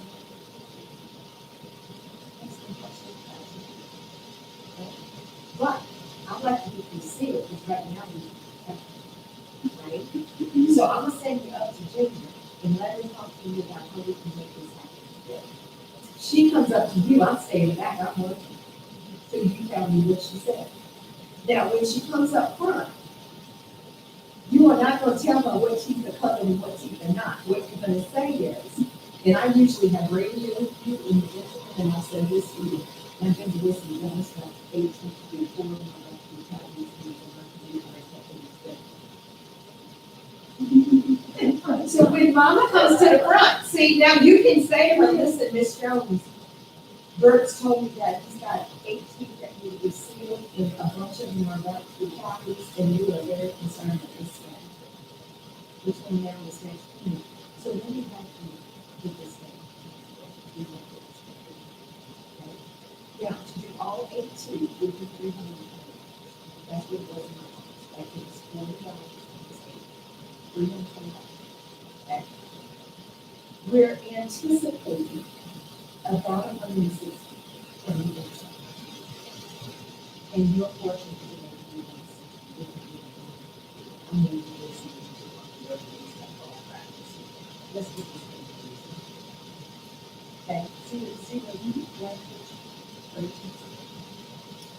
Then you shut up and let her tell you what she wants to do. She might give you her credit card and pay her $160 and it's not a double total.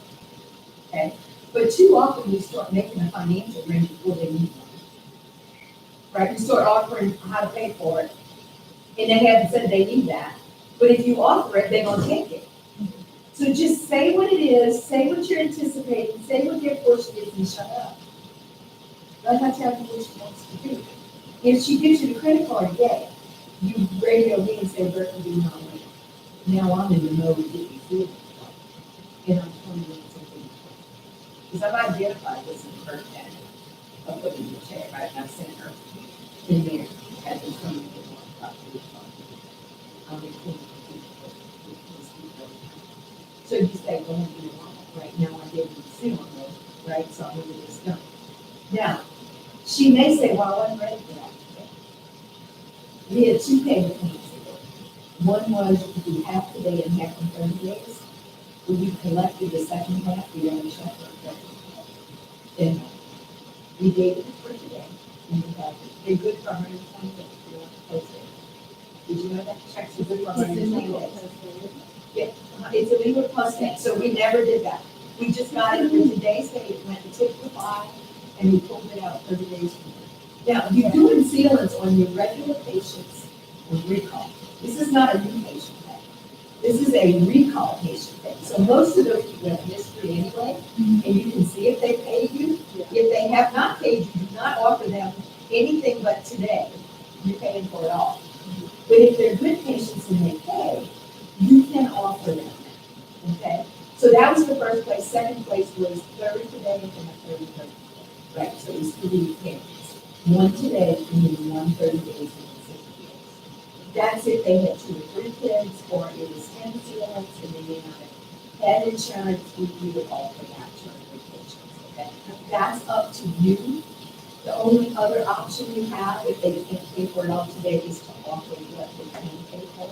And I would do that in the back, so I might say to an adult patient, listen, you got 8 more classes to do, I'm gonna if they would, listen, if you do 2 at a time, you just keep doing it. What can you do? Let's do it on your terms, let's do what you can afford, and I'll get you there. Okay? So we can do that, that should be their discretion as well, in that, right? So adult people, I made the finances at the charity. I didn't need, with kids, I need, because the mom was here, she didn't keep up to that. Yeah, okay? So adult patients, I would just give verbal agreement, if it was a good patient, so in the huddle, we would talk about that. If this Jones needs healing, she's good. So we would review those balances and accounts and people who had paid us regularly. I knew that, and I wrote it on the register, right? She's good for healing if I need to make an arrangement. So I would do that to her, so I didn't have to rely on me. Nobody got disturbed in their position. It was quicker for me to do it anyway. Now, I mean, I'm comfortable with all with making financial arrangements at the chair, but I can do it. If you want to do this at the other. Makes sense? I don't want to get her, she ain't there with something, right? And it ain't your fault, you're busy dancing, coming, and doing all these other things, right? So if I could do it now. Okay, so that's how we did it, okay? So y'all can talk about which system will be. But we had all of, and that's what allowed us to triple budget, because a lot of these patients were good paying patients that we allowed the AR in the short to go up a little bit, so we can get them eventually with mushrooms, right? And so every month we take it out, the late payments for the month before, and you create the new ones, right? It becomes this rotation in each month. First few months you might go up and then up. So that's how you handle the kid that has more.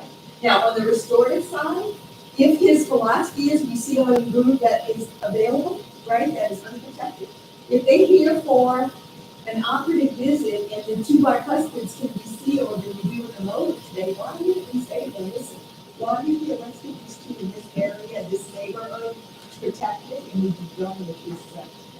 And y'all can do this. You don't have to do that if you're at us, right? Y'all can do sealants and get them done, and that's what, $80 a production, that wasn't there when you started in here. So doing that on the regular, and y'all would be looking at that in the others, right? Who's doing, what areas are we working in, what are we keeping us at, that okay, makes sense? While we're here, let's get it, right?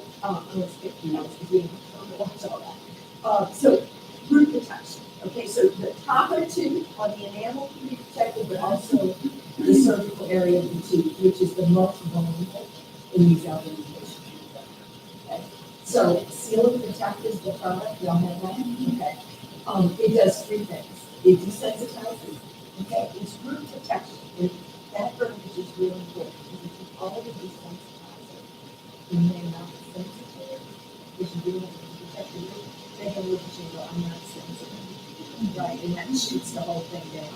So it's a root protection service. It protects against sensitivity, against abrasion, right? Additional abrasion and against. Okay, so you can use it in 3 circumstances. Right?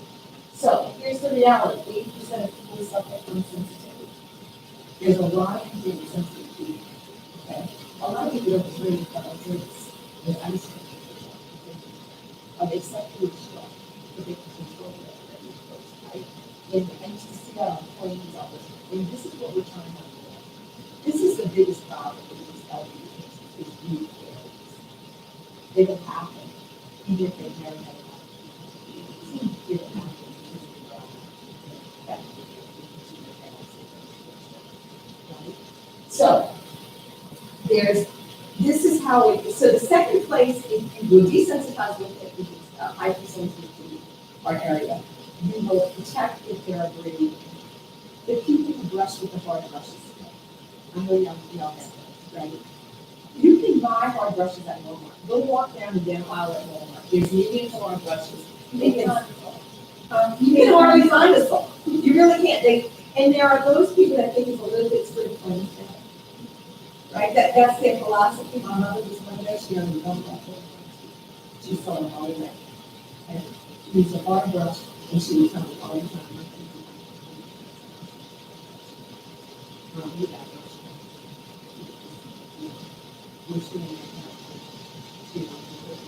Right? And a lot of people are like that. So the second thing it would do is it now gives a surface that they're breathing right? So that they're breathing on the car instead of the sun. So it slows down. The statistic is 65% that you slow the abrasion. Okay, so that's a really good benefit for people that are in that category. And then the last place is as a sequel. Okay, so it is mechanical. It is not etched. Okay, on the root surface. The way it works is it absorbs into the different tools, and then when you hit it with the light, it locks it onto that surface. So you don't have to etch. Right? You look at it here from the hand because there's no features. So it only works on root surface. Okay. But it is essentially a sealant. It does the same thing as sealant does. It has fluoride in it. So it's a protective layer on that root surface. So areas like this is basically what I see in old people's mouths if we don't do something. They start getting this impossible root canals, right, which is a huge problem. And it's being caused by dry mouth and the fact that they don't have teeth. Right, they don't floss. They got arthritis, they don't floss. That they don't brush it, but they can't eat. That they still brush. Right, seriously. Now, my mother has Alzheimer's. She cannot remember that she's supposed to brush her teeth. She don't remember she ate 5 minutes ago. She's asking, yeah. It's so sad. It really is. Seriously, you watch your parent die once. They check that. It's just sad. But I'm walking that journey with my mom right now. He was 80% of OCD and took care of her house and her body. Like, you would not believe she could live the right, about it. Which I look at her every day and go, through that. But she's not living it. It's sad. So anyway, this is what she's got, all of these roots up, right, that are exposed, and I'm so worried, because she doesn't watch them. She just thinks she doesn't know anything, she just can't know. And my poor dad just so this is what we got, root surfaces that are exposed in areas that catch a lot of fluoride. Fluoride varnish alone is not going to be a fix. I'm going to tell you, somebody that looked like that in my chair, they'd have been on many years ago. I had one toothpaste that had 5,000 parts per million fluoride. I probably had one fluoride split twice a week, doing some kind of fluoride treatment. They got a varnish when they clean your teeth. And I would recommend the areas that especially caught fire, the root connection. That's the only hope we got with somebody like this, or he's filling those. One thing fun to do. Those are so fun to do.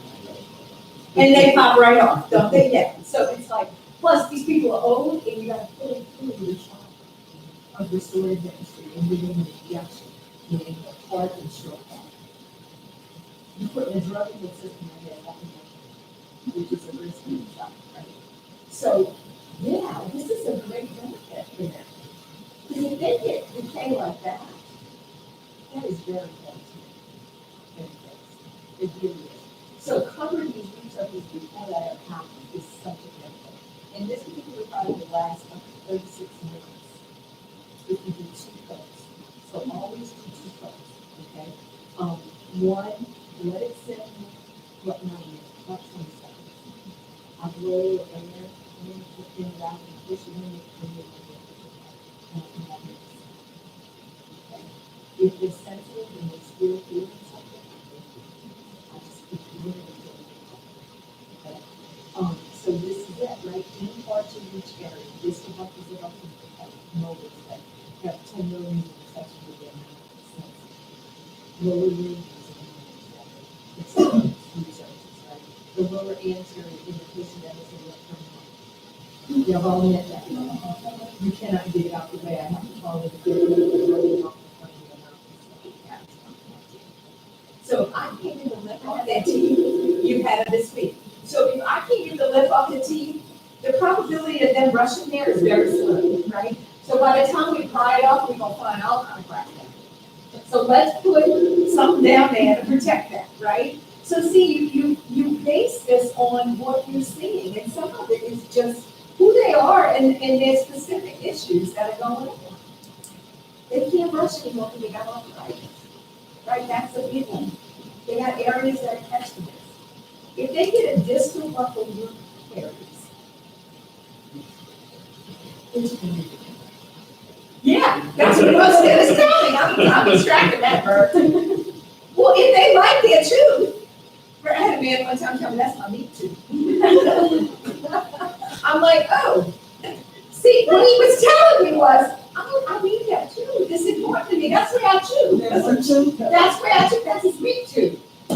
So this is what I said to him, because you got to talk to him like they talk, right? I said, Miss Jones, I'm gonna touch you. Here's what I learned.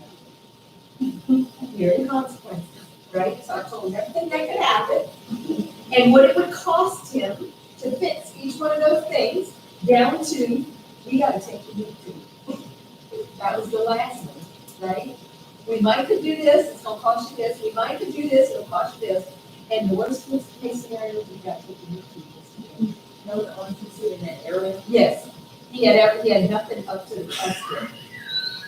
And no partial in between. So it was his big tooth, right? This is where he chewed. He was attached to it. And he was not gonna let it go, okay? So at that point, when he said that, I got home. Because I knew I had it. Because he wanted that too. And I was gonna help him save it, right? So when you tell them, okay, we can do this, and it costs $250, we can do this, and it might be $2,500, and then we gotta do a nerve procedure, it's $4,500, and then you might lose the meat. But we can do this, and it's $20,000. And that's the best shot we got. Because every time he comes in, I put on the retina, that's like, this is for number 2. I put on practice, been sitting there since the 20 before. Because he ain't learned how to put a turn comb in his toothbrush, you know, children. The see can't do that. So, what are my choices at that point? I can watch him fail and lose his tooth if I say nothing, right? Because I done showed him how to brush and he can't do it. Or I can have a conversation about where he's going, what it's gonna cost him, and then what my solution is. That's how you present it. By the time I got to $29, he was like, we had 4 days. I did all 4. For $7. At $7, I didn't have $8. Right? That's how you do this. You see, you might need ceilings too, but I'm gonna go there first. Because that research is gonna break down at 6.5, where the name is for the time. So I might do the research this time, and then next time do the ceilings. So you're right in that you're moving these people along, right at a pace that's comfortable. But some patients will move faster than others. And are excited about that, but they don't. Because it's like rushing the vet, isn't it? They know there's a problem, and they know they're prone, and they're just sitting there waiting for the clean, they're coming in and get told that they need $5,000 worth. This is like insurance claims. In a lot of cases, okay?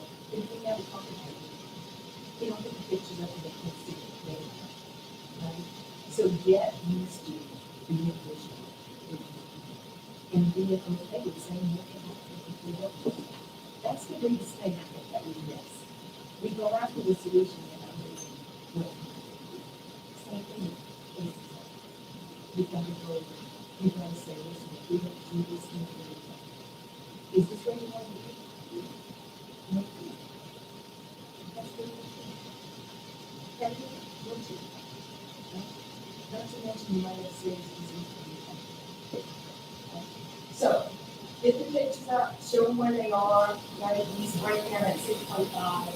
Okay, it's ceiling check, 29 and 2 is what we recommend if you do a quadrant or 4, 114.75. A lot of people do 99 and yours, you're something for 99 bucks. So right on $100, you're doing like, and you'll do it. Okay, up to you. Again, you can bundle this with a ceiling, if you need a ceiling in the same too, or bundle it with floor. And the tour we put some deal on You cut 'em, baby. You just cut 'em. You listen, I often said this, I could sell crap to a dozen other shit bags. I was good at it, okay? And I knew it. But I didn't want to sell crap to a dozen other shit bags. Because that's not it. Right? But I certainly, when I figured out how to do this and do it ethically, got dangerous with these patients because I was very convincing, as you see, right? You saw from the audience, you can see how convincing I was with the patient. And they trusted me because I could give them that was my language, right? Now, y'all have not been here, but I'm gonna tell you the things that get cut early. Talking about things are burning you on this thing and offering them options with things that are using the skills and solution and caring about what they do at home is a huge pleasure. Liberating the scanning application.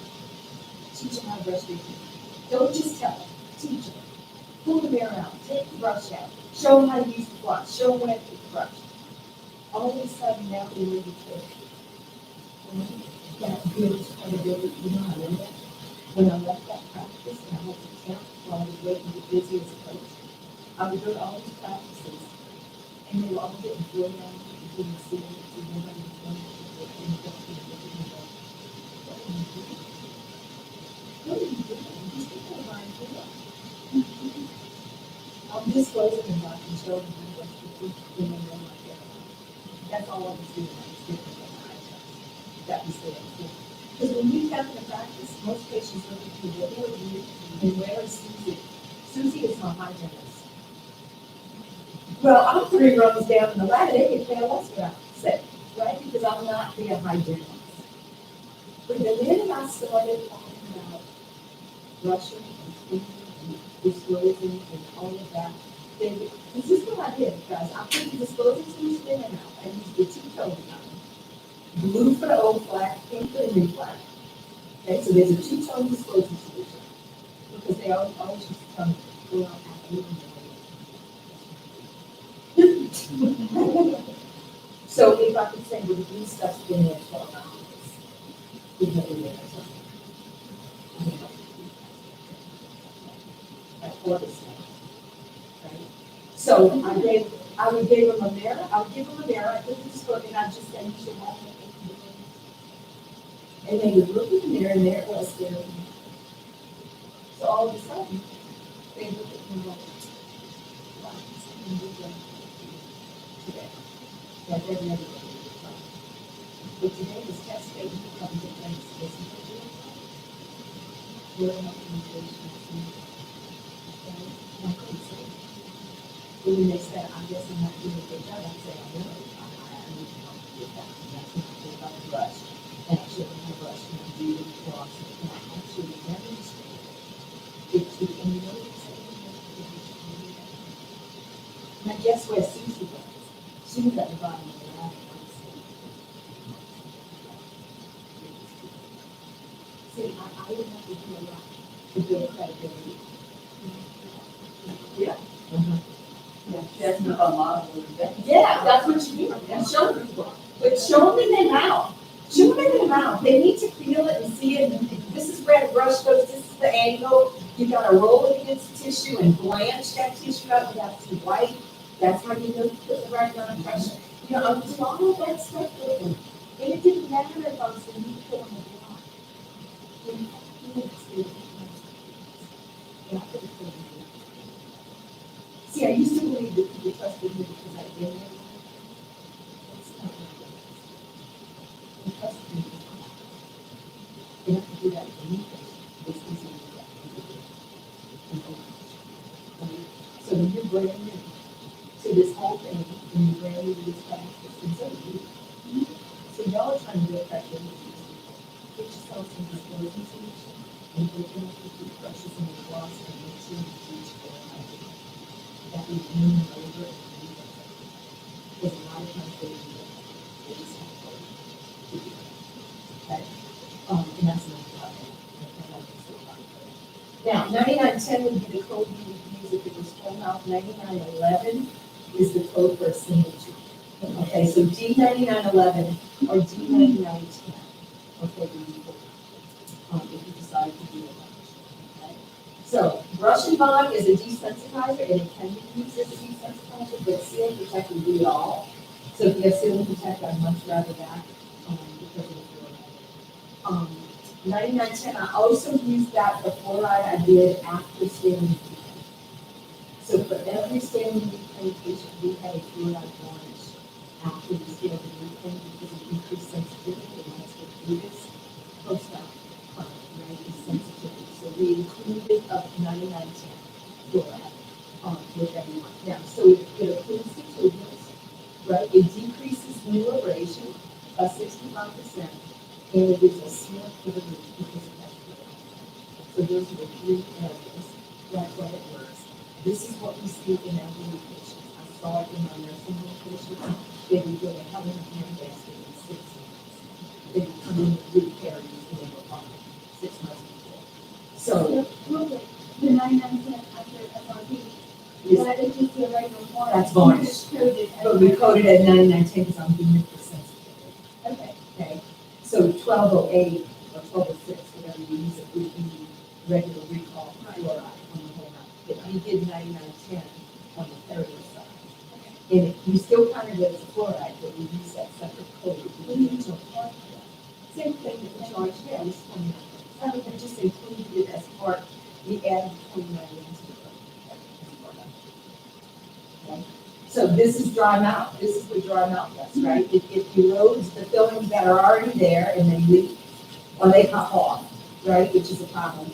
And so when I see somebody like this with every tooth has an MDB and now they're all leaking, have you really done what you need to do? No, right? They need more. So if all you're doing right now is varnishing this person every 6 months, we might want to increase the recall to 4 months. Do varnish and put them on something at home. The analogy I use for that is this, okay? B12 shot versus the multivitamin. So if you went to the doctor and you weren't feeling good, you might give your B12 shot for immediate relief and tell you, listen, you need to add a multivitamin every day to secure that. If you feel good. So the people who are experiencing this, the varnish is the B12 shot. And we're going to be down on the home. This is the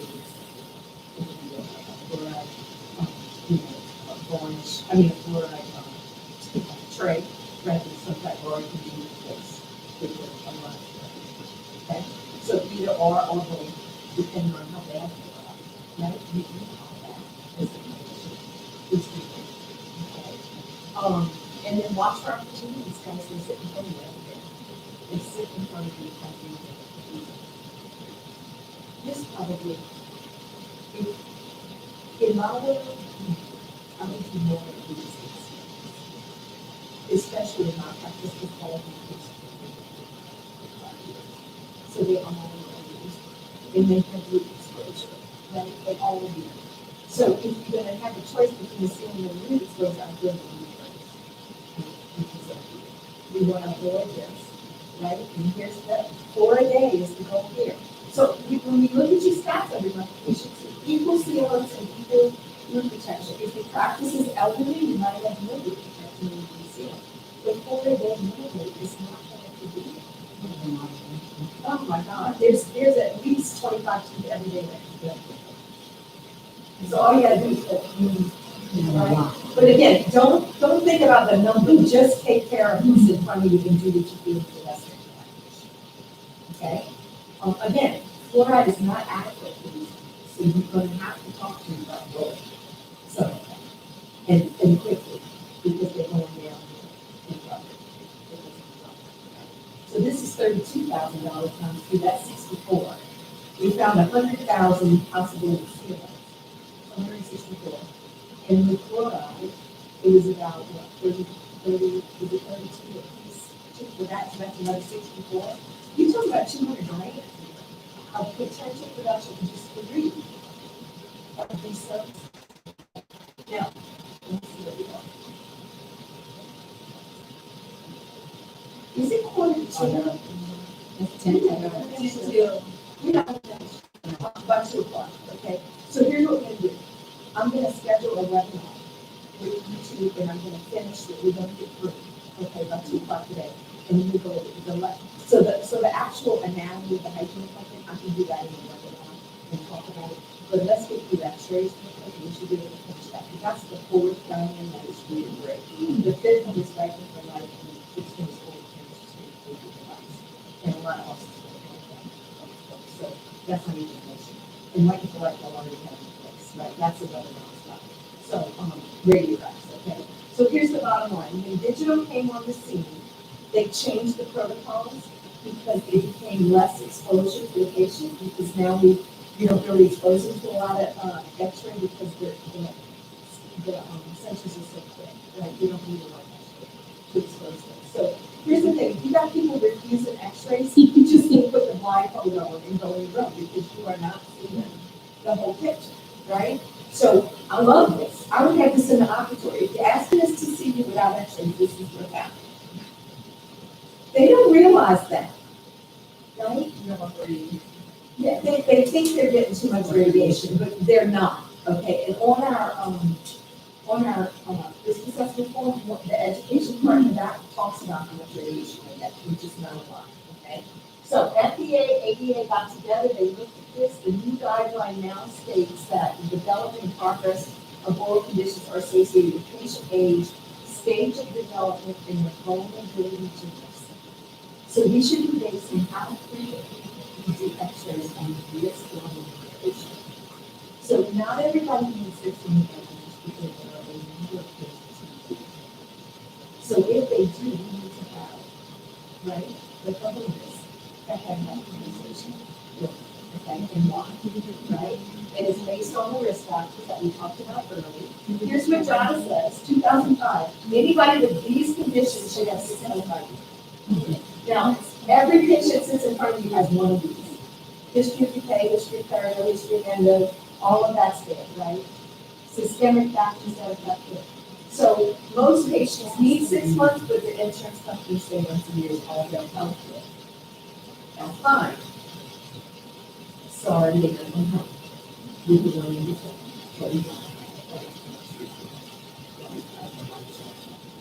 So based on risk, right? Now, there's a lot of, a few years ago, there was a study that came out, they said, they called it brain mechanism, right? X-rays called brain mechanism. It was disproven. It was only analytic information, not scientific. So X-rays basically are extremely safe. 620 milligrams is what we get in a year just from going in the sun and the regular stuff that we do, okay? Even the nuclear plant, and that's still considered a safe level, right? So, bottom line is what you get with an X-ray, right? All of these things expose us to radiation, CT scans, going out in the sun, smoking cigarettes, all of that, right? A vitamin of today, the old one, when you used to do regular forms, is 25 milligrams, so you 45 milligrams. That's 620, which is like the stuff. So 2 milligrams. Now with digital, it's 0.6. So it's 1.6. Right? So very, very low, okay, radiation exposure. Don't you love people who go in the tan in bed and say, I don't want X-rays? Or they smoke, right? They smoke, okay? So professional judgment needs to be used based on risk, okay? Based on risk. She thinks this is hysterical. I love her. Okay, so she laughs at everything. So piano versus FMX. Do you do piano and for life patients, or do you do an FMX? We don't. You do FMX. Okay, which is fine. Do you have FMX? So we didn't have very good reviewers, so our protocol was piano and FMX every time we do they really distinguish between things. Your parent would probably at least show you something. It might show you a big lesion in the jawbone or something like that. You're not going to see that on the FMX. So yeah, let's do both. Charge for one. That's what we did. Then you see everything. Okay, so y'all might want to put that in place. And just charge for whichever one you think is the best. That's what we did. We did we did that. So there's a lot of concepts. So this is kind of what mine went very clear.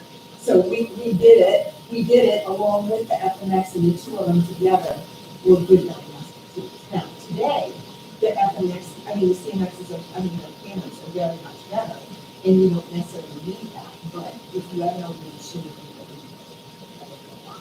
until you get, your old people, if people that need this the most, they have the implants and the teeth that are active, or they didn't get out when they were teenagers. So you really screen these people, right? So we recommend, with the ABA recommends, posterior guidance every 6 to 12 months, based on risk, for adults and children, okay? Children, I'm gonna tell you, I x-ray them every 6 months. They can go to Helen again every 6 months. They get nothing today in fucking stainless steel crowns if they refuse it. I've seen it, right? So we took 4 lightnings on every kid, no matter if they had a little mouth or not, we just changed the angle of the tooth and got a different angle. And here's an example. Look at this guy, right? Got a shadow on his insert number 14. Now he's got MOB, MO, crown. He's got a history, right, going on.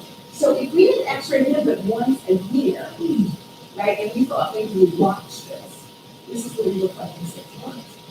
That would have been endo and a broken tooth in a year. So some people just need it, right? More frequently, okay? Or sometimes we don't take enough x-rays because we say, well, they worry about radiation, so let's just do 2, 1 on each side.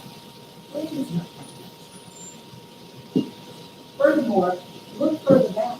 That's the same tooth that you saw in the other picture. You could not see that. Perio, right? I take vertical lightning. So I turn the sensor long way so I can see more bone and do better rather than the vertical lightning. So that's up to y'all, but that was my solution. See, because you can't see bone on this still, but that's a periodontal knob too. And you couldn't see that on the other x-ray. See? So, but if I had vertical, I might have been able to see it like that. Okay? So vertical lightnings, what is the best time to fix it? The minute you see it, right? There's no watching anything. You do it, okay? Because the case of bacterial condition, it causes crisis and it spreads tooth to tooth and mouth to mouth. So be aggressive. And then the other circumstances category are all about endo and implants. So here's what we recommend for PAs. So you take people about maybe 3 to 6 months or a year. Okay. Every 3 to 5 years, you're going to do your full mouth screening with the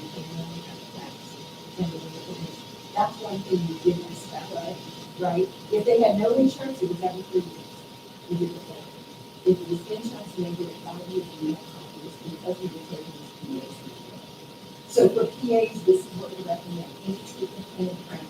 So if you recommend a crown today, on any treatment that patient's head would be it, or make sure you have them in. So you have to have that in order to do insurance. And you can look at the APAC anyway, you have practice to make sure there's no APAC involved, right? So interior plate crown, interior PAs once a year. So 7, 10, and 25. Okay, well, 24 and 25 is what I used to get. So 3 PAs, right? Not 6, like we do with everyone. So I used to do that. And that was enough for me to see, for him to see, right? What was going on and something is there and not to show. But you gotta be careful with this guy because if you combine it with the right names, they're gonna deny it and put it as an connection, stimulate the whole mouth, okay? So what we did was PAs 1 visit and right names the next. We separated that and the benefit to the patient was the insurance. Okay? But the reason we're doing the answers is if you think about it, we don't look at this for 5 years. So if somebody's trying this, it's too long to wait. You miss things if you're not looking. So once a year on insurance PAs, And your insurance should be one seat. Okay? So the guy on the assistant side, y'all can take those PAs out and store your visit. So y'all can screen for airfield influences, let the hygienist handle the answer. And hygienist, if the patient's not doing the story for a long time, go ahead and reach out. Here's what I'm gonna tell you, this is the rule. Take what you need and charge what you can. So if they need 10 PAs, take them, charge what you feel like, or what you know they're supposed to take. You still better off. We're doing 4 right now. Every time you take like the 2 PAs are okay. And Terry, so those are all right, because they don't, the ones you're missing are the ongoing. Okay, so the separate visit, the next visit, if there are any of those, you might need to meet with those. Okay, and then let your store screen on their side, because a lot of insurance companies don't have any limitation on the number of PAs you can pay, as long as they're not covered. So basically, to me, it's free money. Insurance is gonna pay for it. If you don't do it, you just miss the opportunity. Not to mention, you may be missing this one. For him, which increases his. And if you got a write-off of immigration, don't fret that. It might be 10% or something. You figure out who pays what, and then you get the right answer. Okay? Just dive in and do that, because you will find this work anyway.